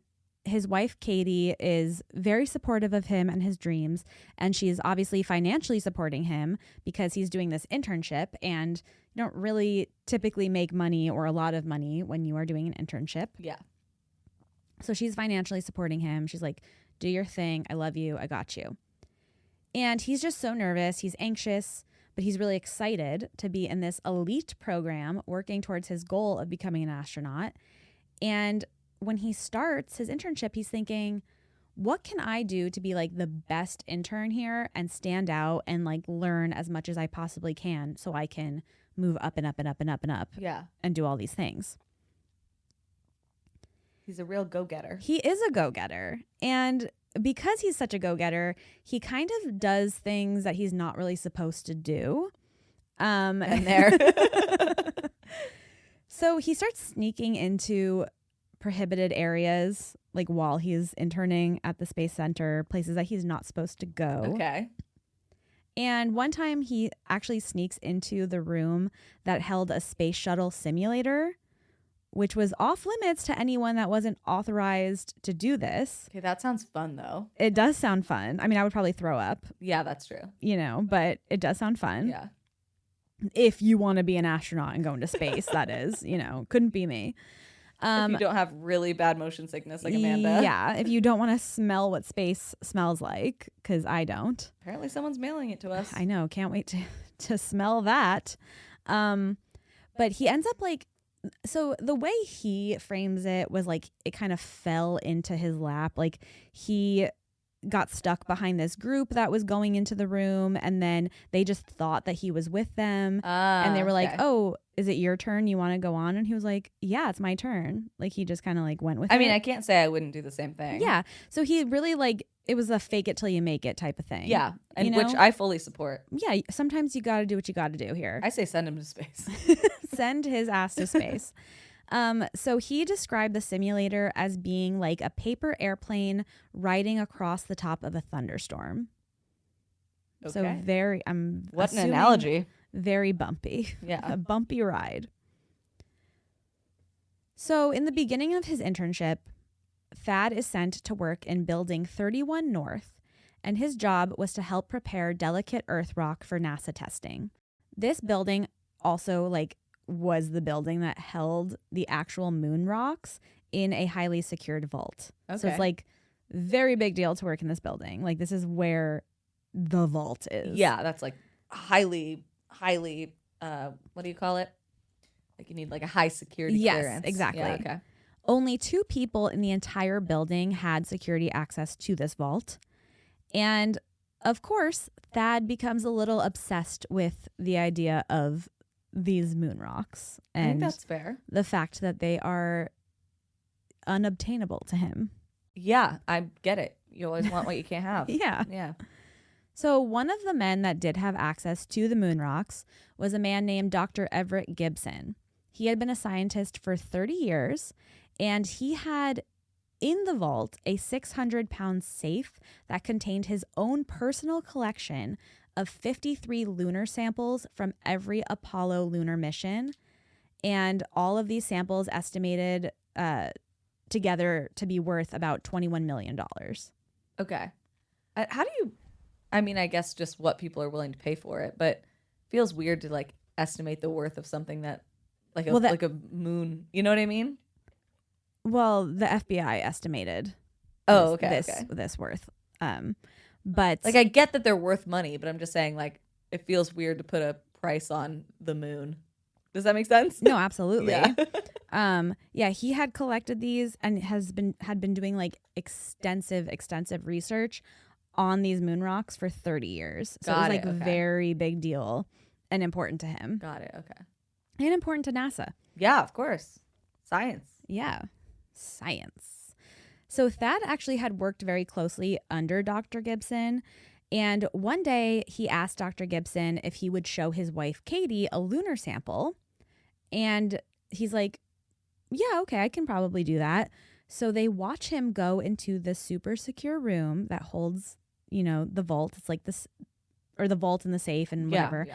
And while they're like I don't know how they were looking in. Maybe there was like a window in the door. But Thad sees Dr. Gibson lift up a piece of paper on the back of the safe before he opens it. And then he opens the safe, pulls out a piece of the moon, and like brings it out to show them. Yeah.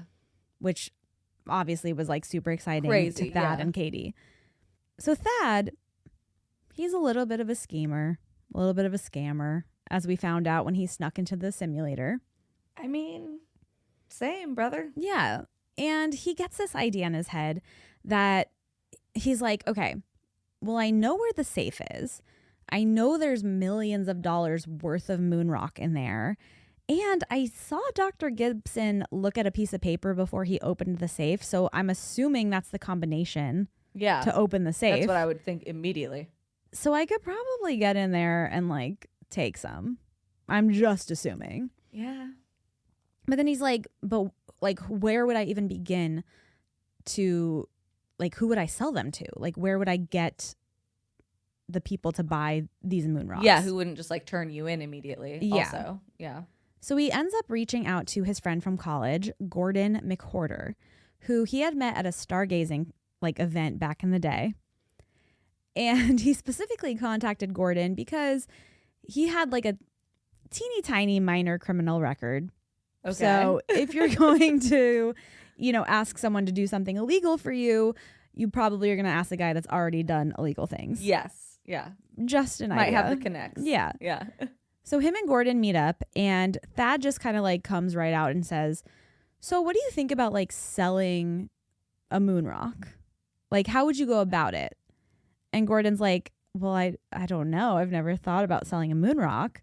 But then he just immediately starts Googling it to figure out how one would go about this. Oh, good. Make sure there's a fucking paper trail. Yeah.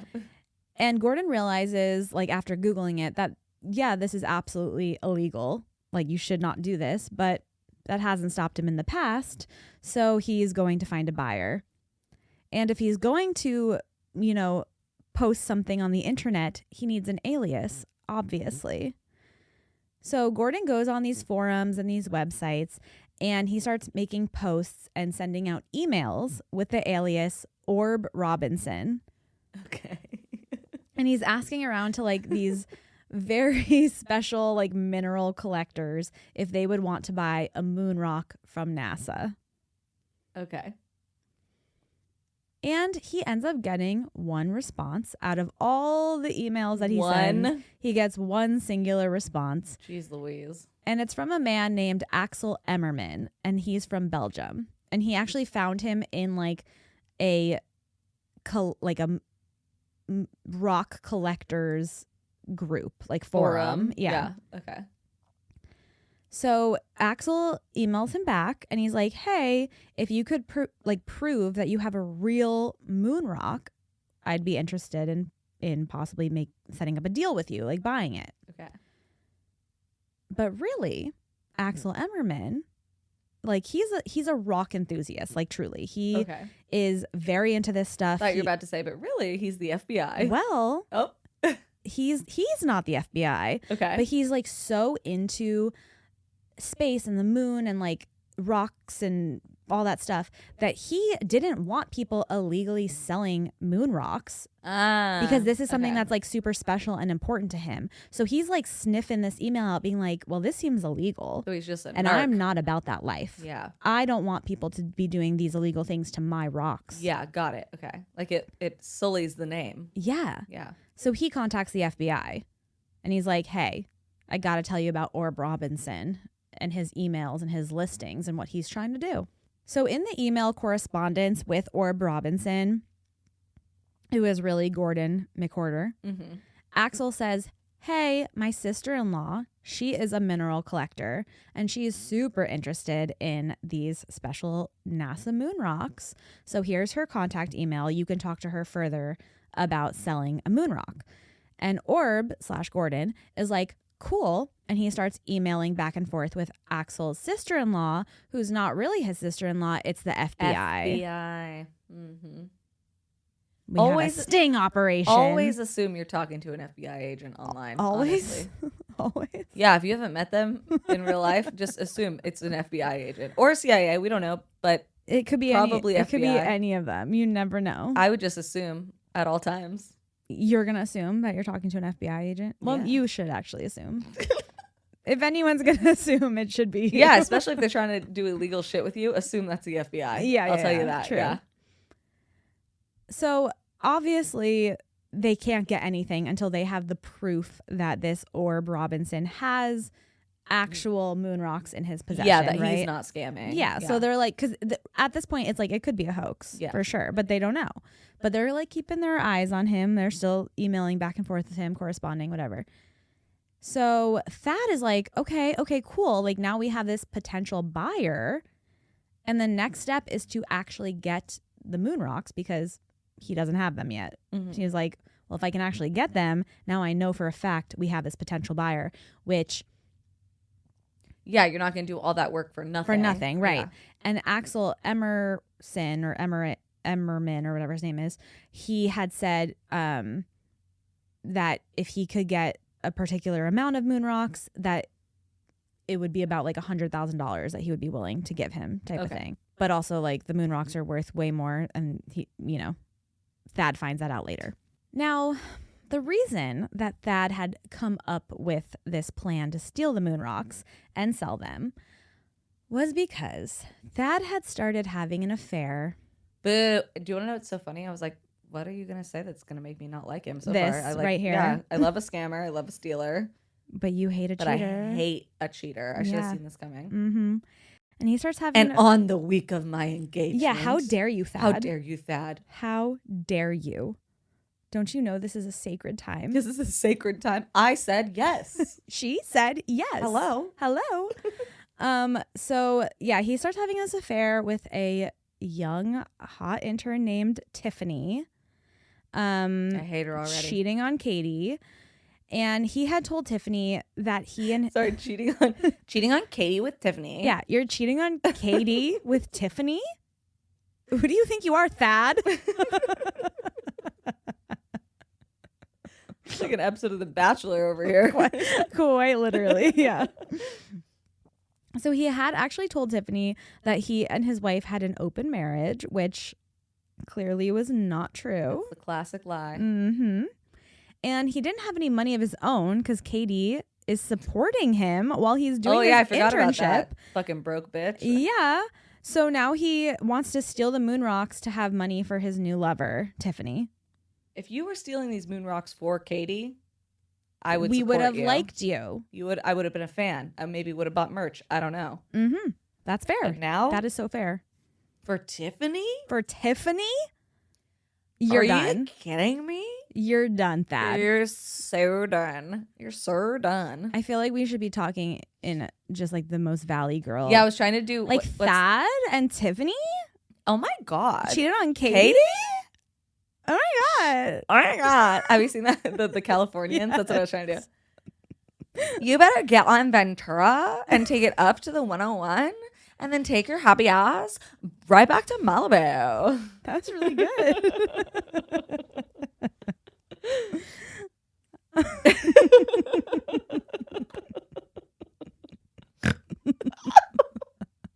Not the snort. Not the snort. Okay, so while this plan is actually like in motion now, right? Mm-hmm. Thad can't control himself, and he just like has to tell Tiffany about what he's going to do for her. Oh, he's just like Andrew. Literally. He's pacing around the bookshelf. Pacing. He's got the bookshelf. What a day. And he's like, I had to tell you this. This is Dad, oh my god. You stole some moon rocks? You guys stole some moon rocks from me? That's so adorable. The trick to that accent is you just pretend like you have a lot of marbles in your mouth. Yes. Oh my god! Oh god, you're still a moron. That's amazing. Literally can't close my mouth. I love you. And people think we're annoying. That's the funny part. We could be so much worse. Imagine if we talked worse. Like that all the time. Okay. And I know people who speak like that. That's the we worst do part. live in LA. Oh, we know people who talk like that. Like genuinely, we could be so much worse. So he ends up saying like. Oh, this was also in his words, by the way. He loved her so much, he wanted to give her the moon. Okay, fucking. Those were his own words. How about give your wife the moon? Yeah, give your wife the moon. Who's financing bitch. Your whole life? You fucking dickwad. Mm-hmm. I'm sorry. This is classic. Yeah, no, I know. Classic man. I knew you were going to hate him. Man who's intimidated by his hot, cool wife. Yeah. Who has a few too many letters in her name. That's right. That's not her fault. That's her parents' fault. That's okay? Right. Spell Katie the normal way. I don't know what to tell you. Yeah, but everyone thinking about naming a child, please don't do this to them. It reflects on then them. They're going to get cheated on a man named Thad. Tiffany? With Tiffany. Are you joking my ass? Absolutely not. Couldn't be my fake child. So Tiffany's like, oh my god, you're gonna steal a moon rocks that be with me? That's so romantic. I love you. And Thad had also told his plan for some reason to another intern, which is like, why are you telling everybody what you're doing? That's fucking weird and probably not good because the more people that know, the more likely you are to get caught. Yeah, this guy can't keep a secret to save his life. No. So he tells this other intern named Shay Sawyer, and Shay's like, Another chick? I don't trust it. He's gonna cheat on Tiffany with Shay. Imagine. And Shay's like, yeah, this sounds really great. I want to help. This sounds fun. Love isn't dead, said Shay. She's like, this is so romantic. It's actually really romantic. You're cheating on your wife with Tiffany. I want to help. Give her the moon. I wish I could cheat on my wife with Tiffany. Yeah. Ugh. So now the plan is all made up. It's set. And they know exactly how they're going to get these moon rocks from the safe. On July 13th, 2002, Thad and Tiffany sneak into building 31 North in the middle of the night. I saw two differing reports. One said that they had access with their little like key cards because they were interns in the building. And then another report said that they got a code from a former coworker of theirs that gave them like a special code. Either way. They might have needed both. Yeah. Either way, they got into the building. Shay is in the car, like waiting outside. And they somehow were able to rewire the security cameras so that Shay had access to the footage of them walking through the building from the car, but the security cameras wouldn't get that footage, if that makes sense. Okay. They're scientists. They're smart. I don't know how they did it. They're smarter than us. I'll tell you that much. I do not know how they did it. Mission Impossible shit. Literally. And it gets even more Mission Impossible-y right now. They get inside and Thad and Tiffany go to the bathroom to change into neoprene bodysuits. Okay. Yeah. Because the vault was kept at a temperature for like the rocks to be preserved and safe, which is dangerous to like a regular human body condition, I guess. So they had to wear these special suits. And they also had to wear oxygen masks because there's no oxygen in the vault as well. So I'm assuming it's mimicking the climate of the moon. Yeah, of space. That's what I meant, yeah. So Thad and Tiffany, they had 15 minutes of oxygen supply on both of them. So they were really on a time crunch once they entered the room. They had to get this shit done in 15 minutes. Yeah. Once again, don't know how they did it. They're fucking smart. They figured out how to crack the lock to get into the room or the vault. Well, I thought they saw it on the piece of paper. No. Code. That's just the safe. This is to get into the vault room. Okay. that holds the safe. Got it. Okay. Also hilarious that NASA's like all of this and then, we have the code written down on a fucking piece of paper right outside. That's like how your dad secures his computer. You know what I mean? Or me. Even. Yeah. Like, there's like a sticky note next to the computer. Bro, I with literally like have to passwords. have my passwords written down somewhere because I don't remember any of them ever. Honestly, thank God for Face ID or whatever the fuck. Yeah. I couldn't get into my bank account without it. Literally same. Absolutely. Literally same. So they get into the room and they get to the safe. And that's when Thad is like, okay, now's my time to shine. And he checks the piece of paper that he was very confident had the combination to the safe.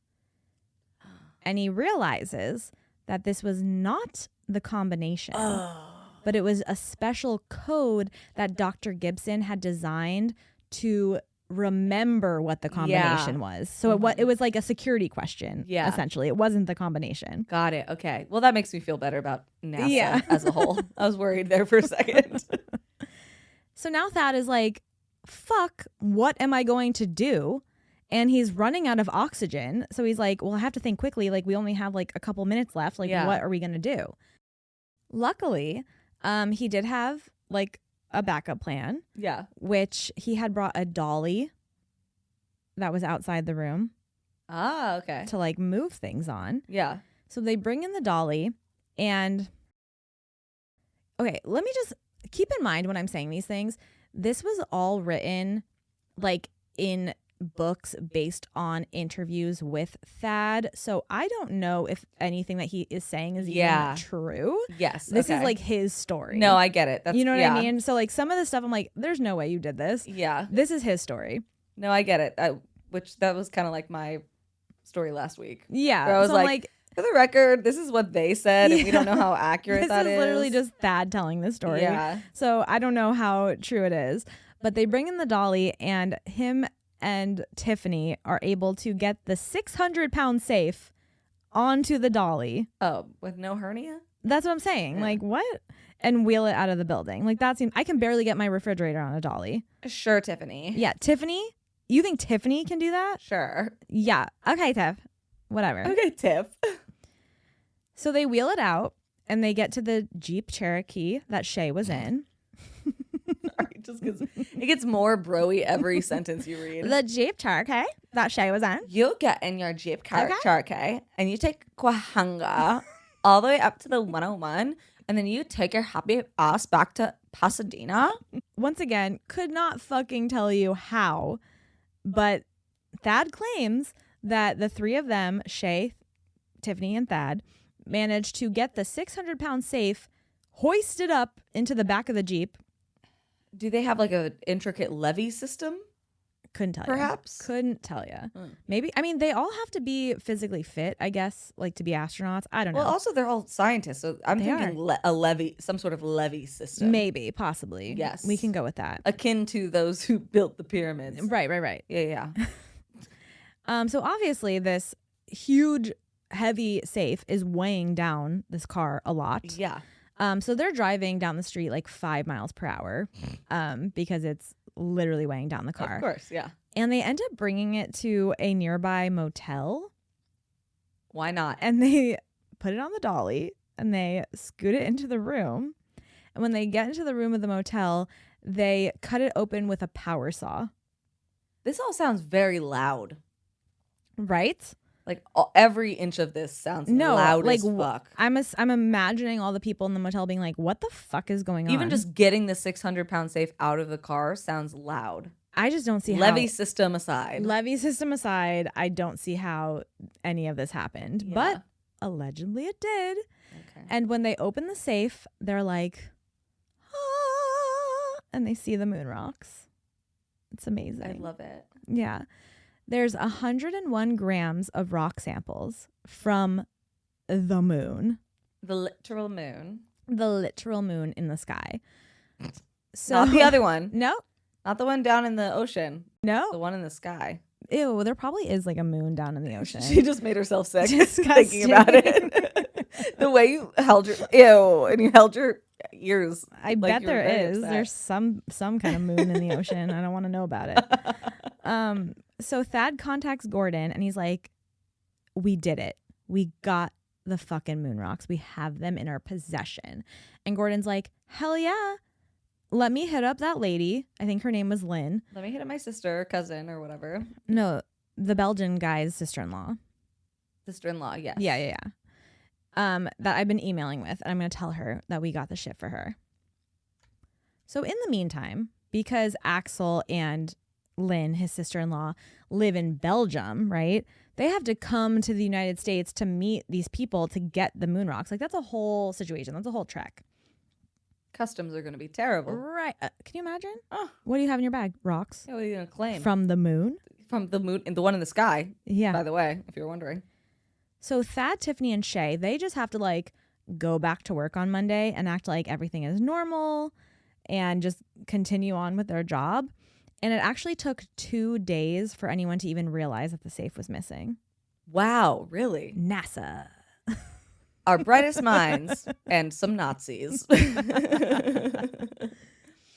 So luckily for Thad, they had no evidence to trace this back to him at all. Okay. Like, they literally rewired the security footage. So they had nothing on tape of anyone sneaking into the building. There was no fingerprints on anything. So they were like pretty in the clear. That's actually pretty impressive. Yeah. Yeah. Finally, a week later, a meeting is set up between Thad, Gordon, Tiffany, and the buyer. Okay. Who was actually the FBI. Yes. So the plan was to meet at an Italian restaurant in Orlando, Florida. Okay. Buca di Beppo. No, I'm just kidding. It wasn't. Oh, I was like, I love Buca di Beppo. It wasn't Buca di Beppo, but I would really like it to be. Yeah. But I went for my 15th birthday. But they would meet at the restaurant. Like, this was the plan. They would meet at the restaurant, get comfortable with each other, and then head back to the motel where they were keeping the rocks and then do the exchange there, like once they felt comfortable with each other. To make sure he wasn't just going to rob them or whatever. Exactly. Yeah. So on July 20th, 2002, it is the 33rd anniversary of the Apollo moon landing, allegedly. If we landed on the moon. Thad, Tiffany, and Gordon head to Orlando, check into their motel room. An hour before the meeting, Thad and Tiffany are in the motel room alone, and Thad decides to take some of the moon rocks and sprinkle them under the blanket on the bed. And so they can fuck on the moon. God almighty. And Thad and Tiffany proceed to have sex on top of the blanket. Thad later said in I can't even speak.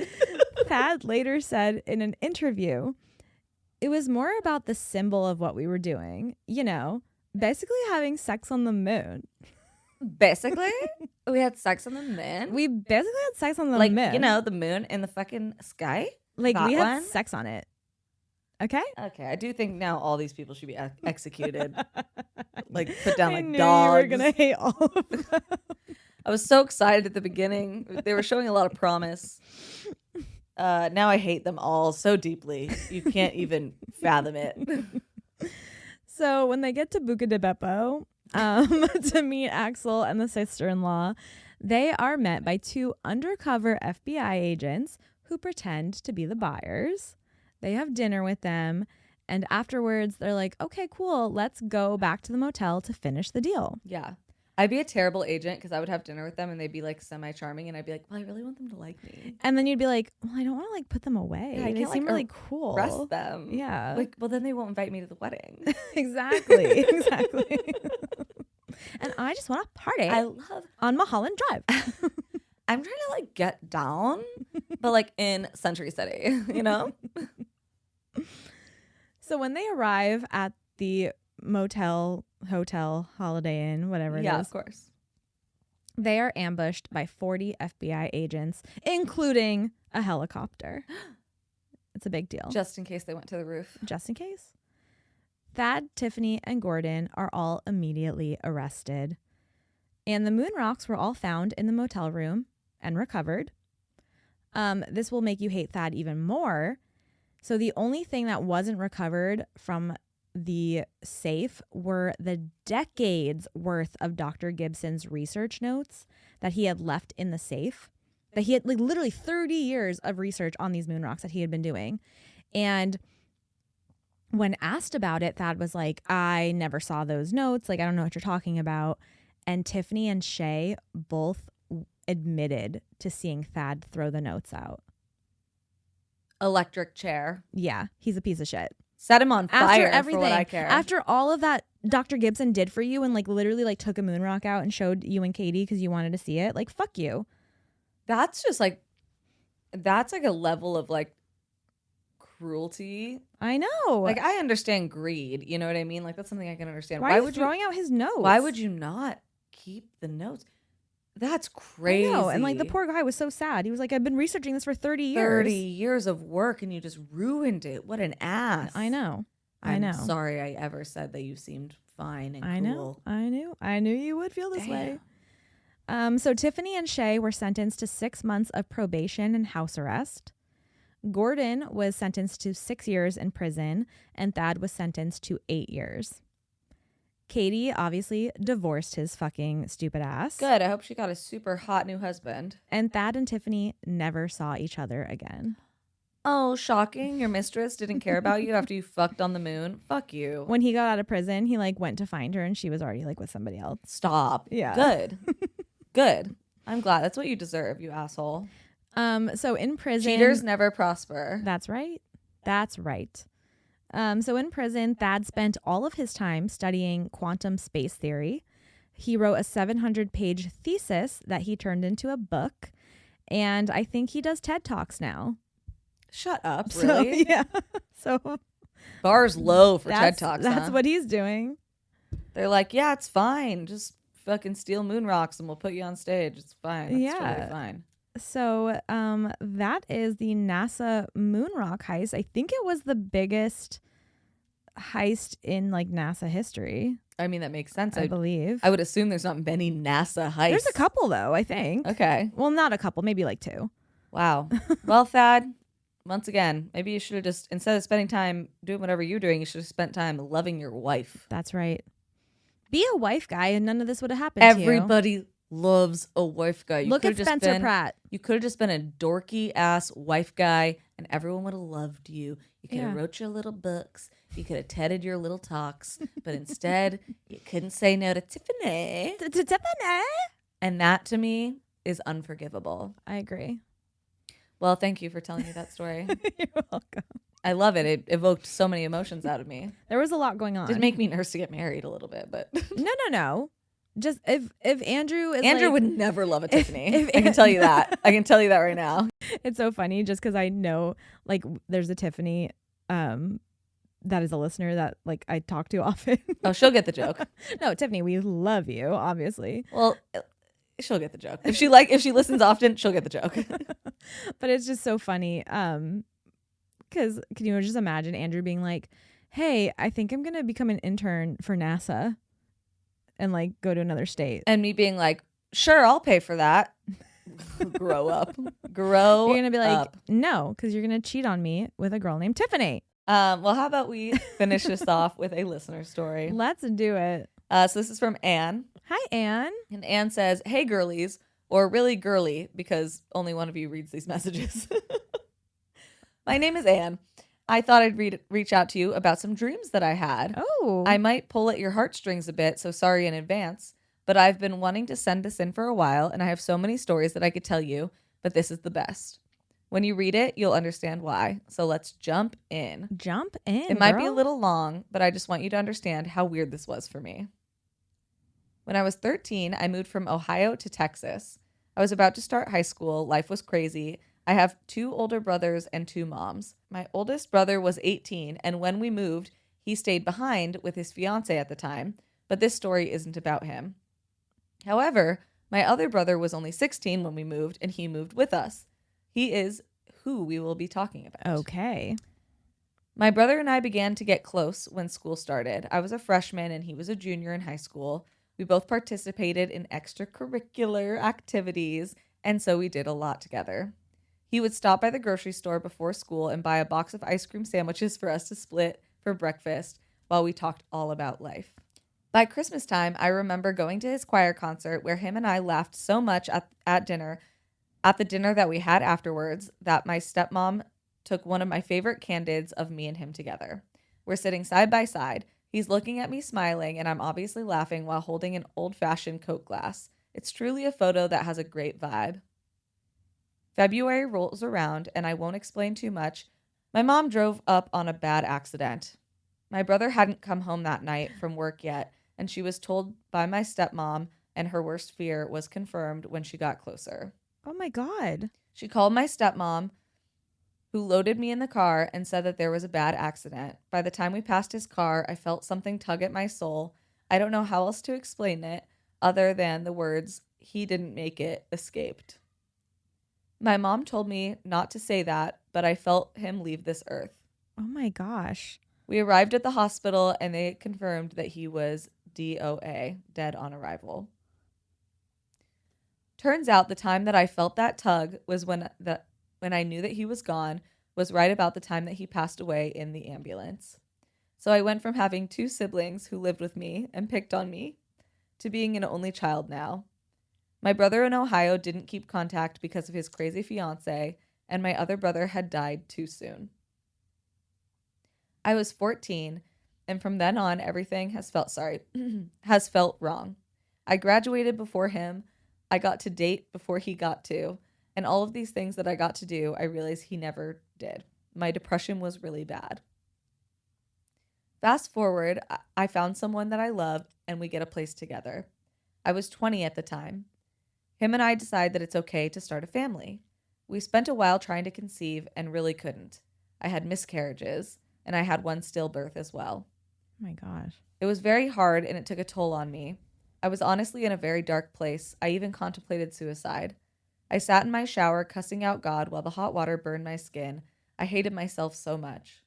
Eventually, I cried so much, and I thought of my brother, and I told him that if he was listening, that I'm really sorry that he has to watch me live this life and fail at it. I really wanted to be something and do better for myself because he always believed that I could. A week later, I had a dream. He came to me in the dream. We were in our old house, sitting at the table, playing cards like we used to, and he looks up and says, "Congratulations, by the way." And I was really confused. I asked what he was talking about, and he said, "On your baby. Congratulations, you deserve this. You're going to be a wonderful mother."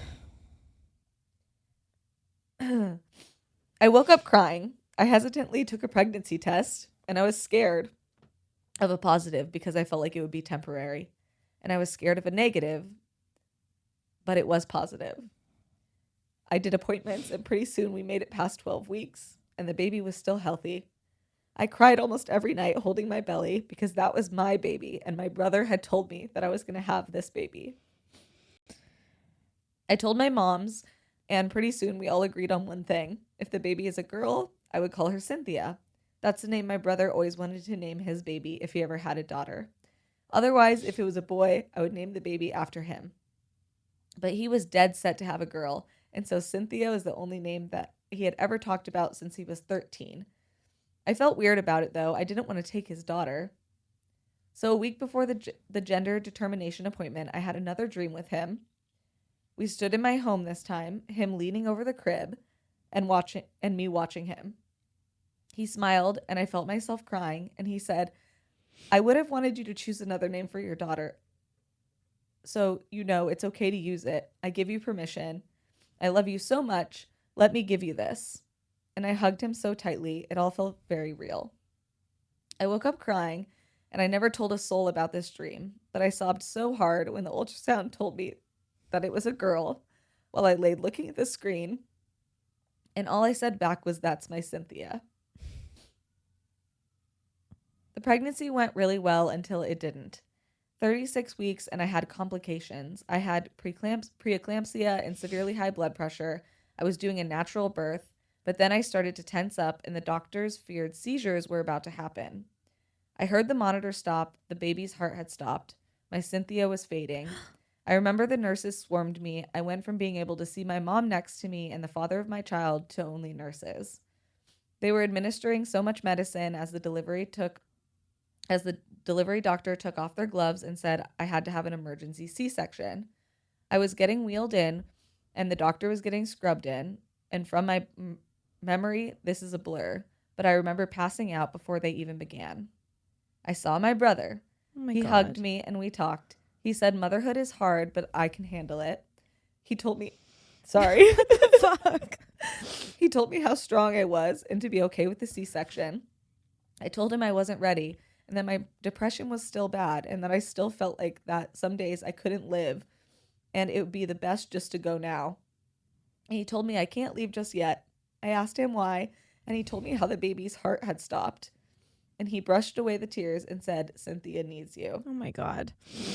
I came to, and I was recovering. Turns out I was out pretty bad. Needed lots of blood transfusions and almost didn't make it. My daughter almost didn't make it as well, but they handed me a bundle of joy wrapped in a blanket, and I fell in love with her. Oh my God.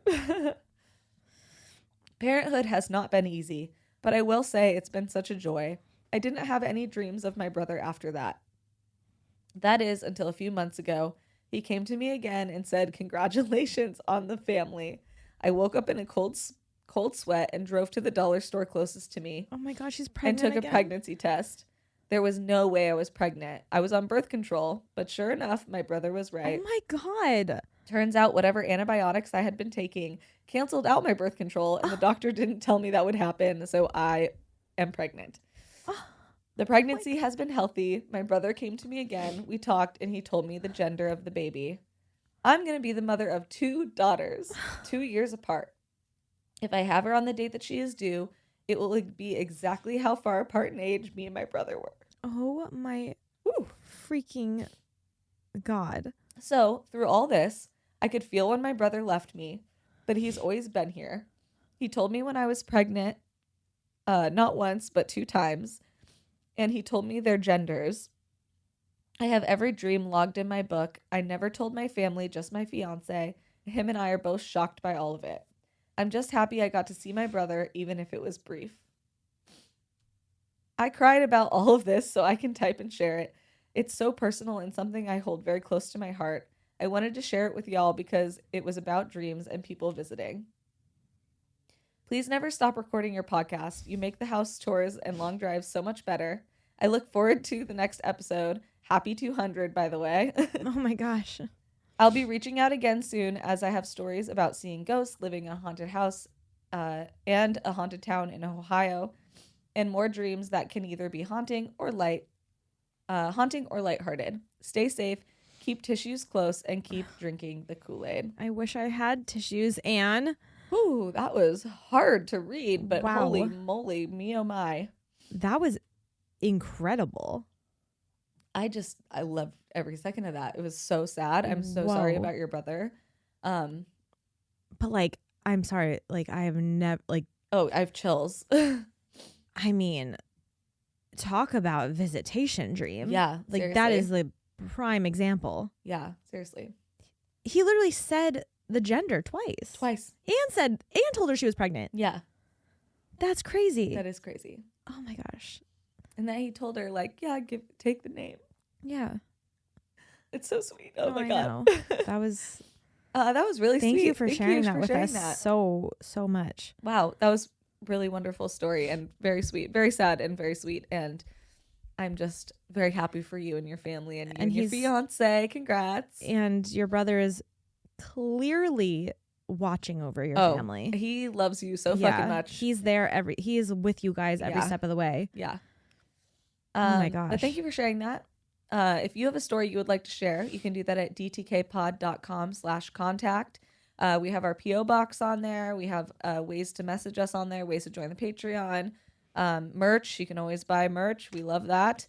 And also leave us a 5-star review if you haven't yet, anywhere you listen, and honestly, anywhere you don't. But thank you guys so much. Like I said, you guys mean a lot to us, and we're just very thankful to have you as a part of our lives. And I look forward to sharing my engagement journey with you guys and my wedding and all that stuff. So thank you guys so much. And most importantly, make sure you keep that front door locked. Make sure you keep your mind open. And keep drinking the Kool-Aid.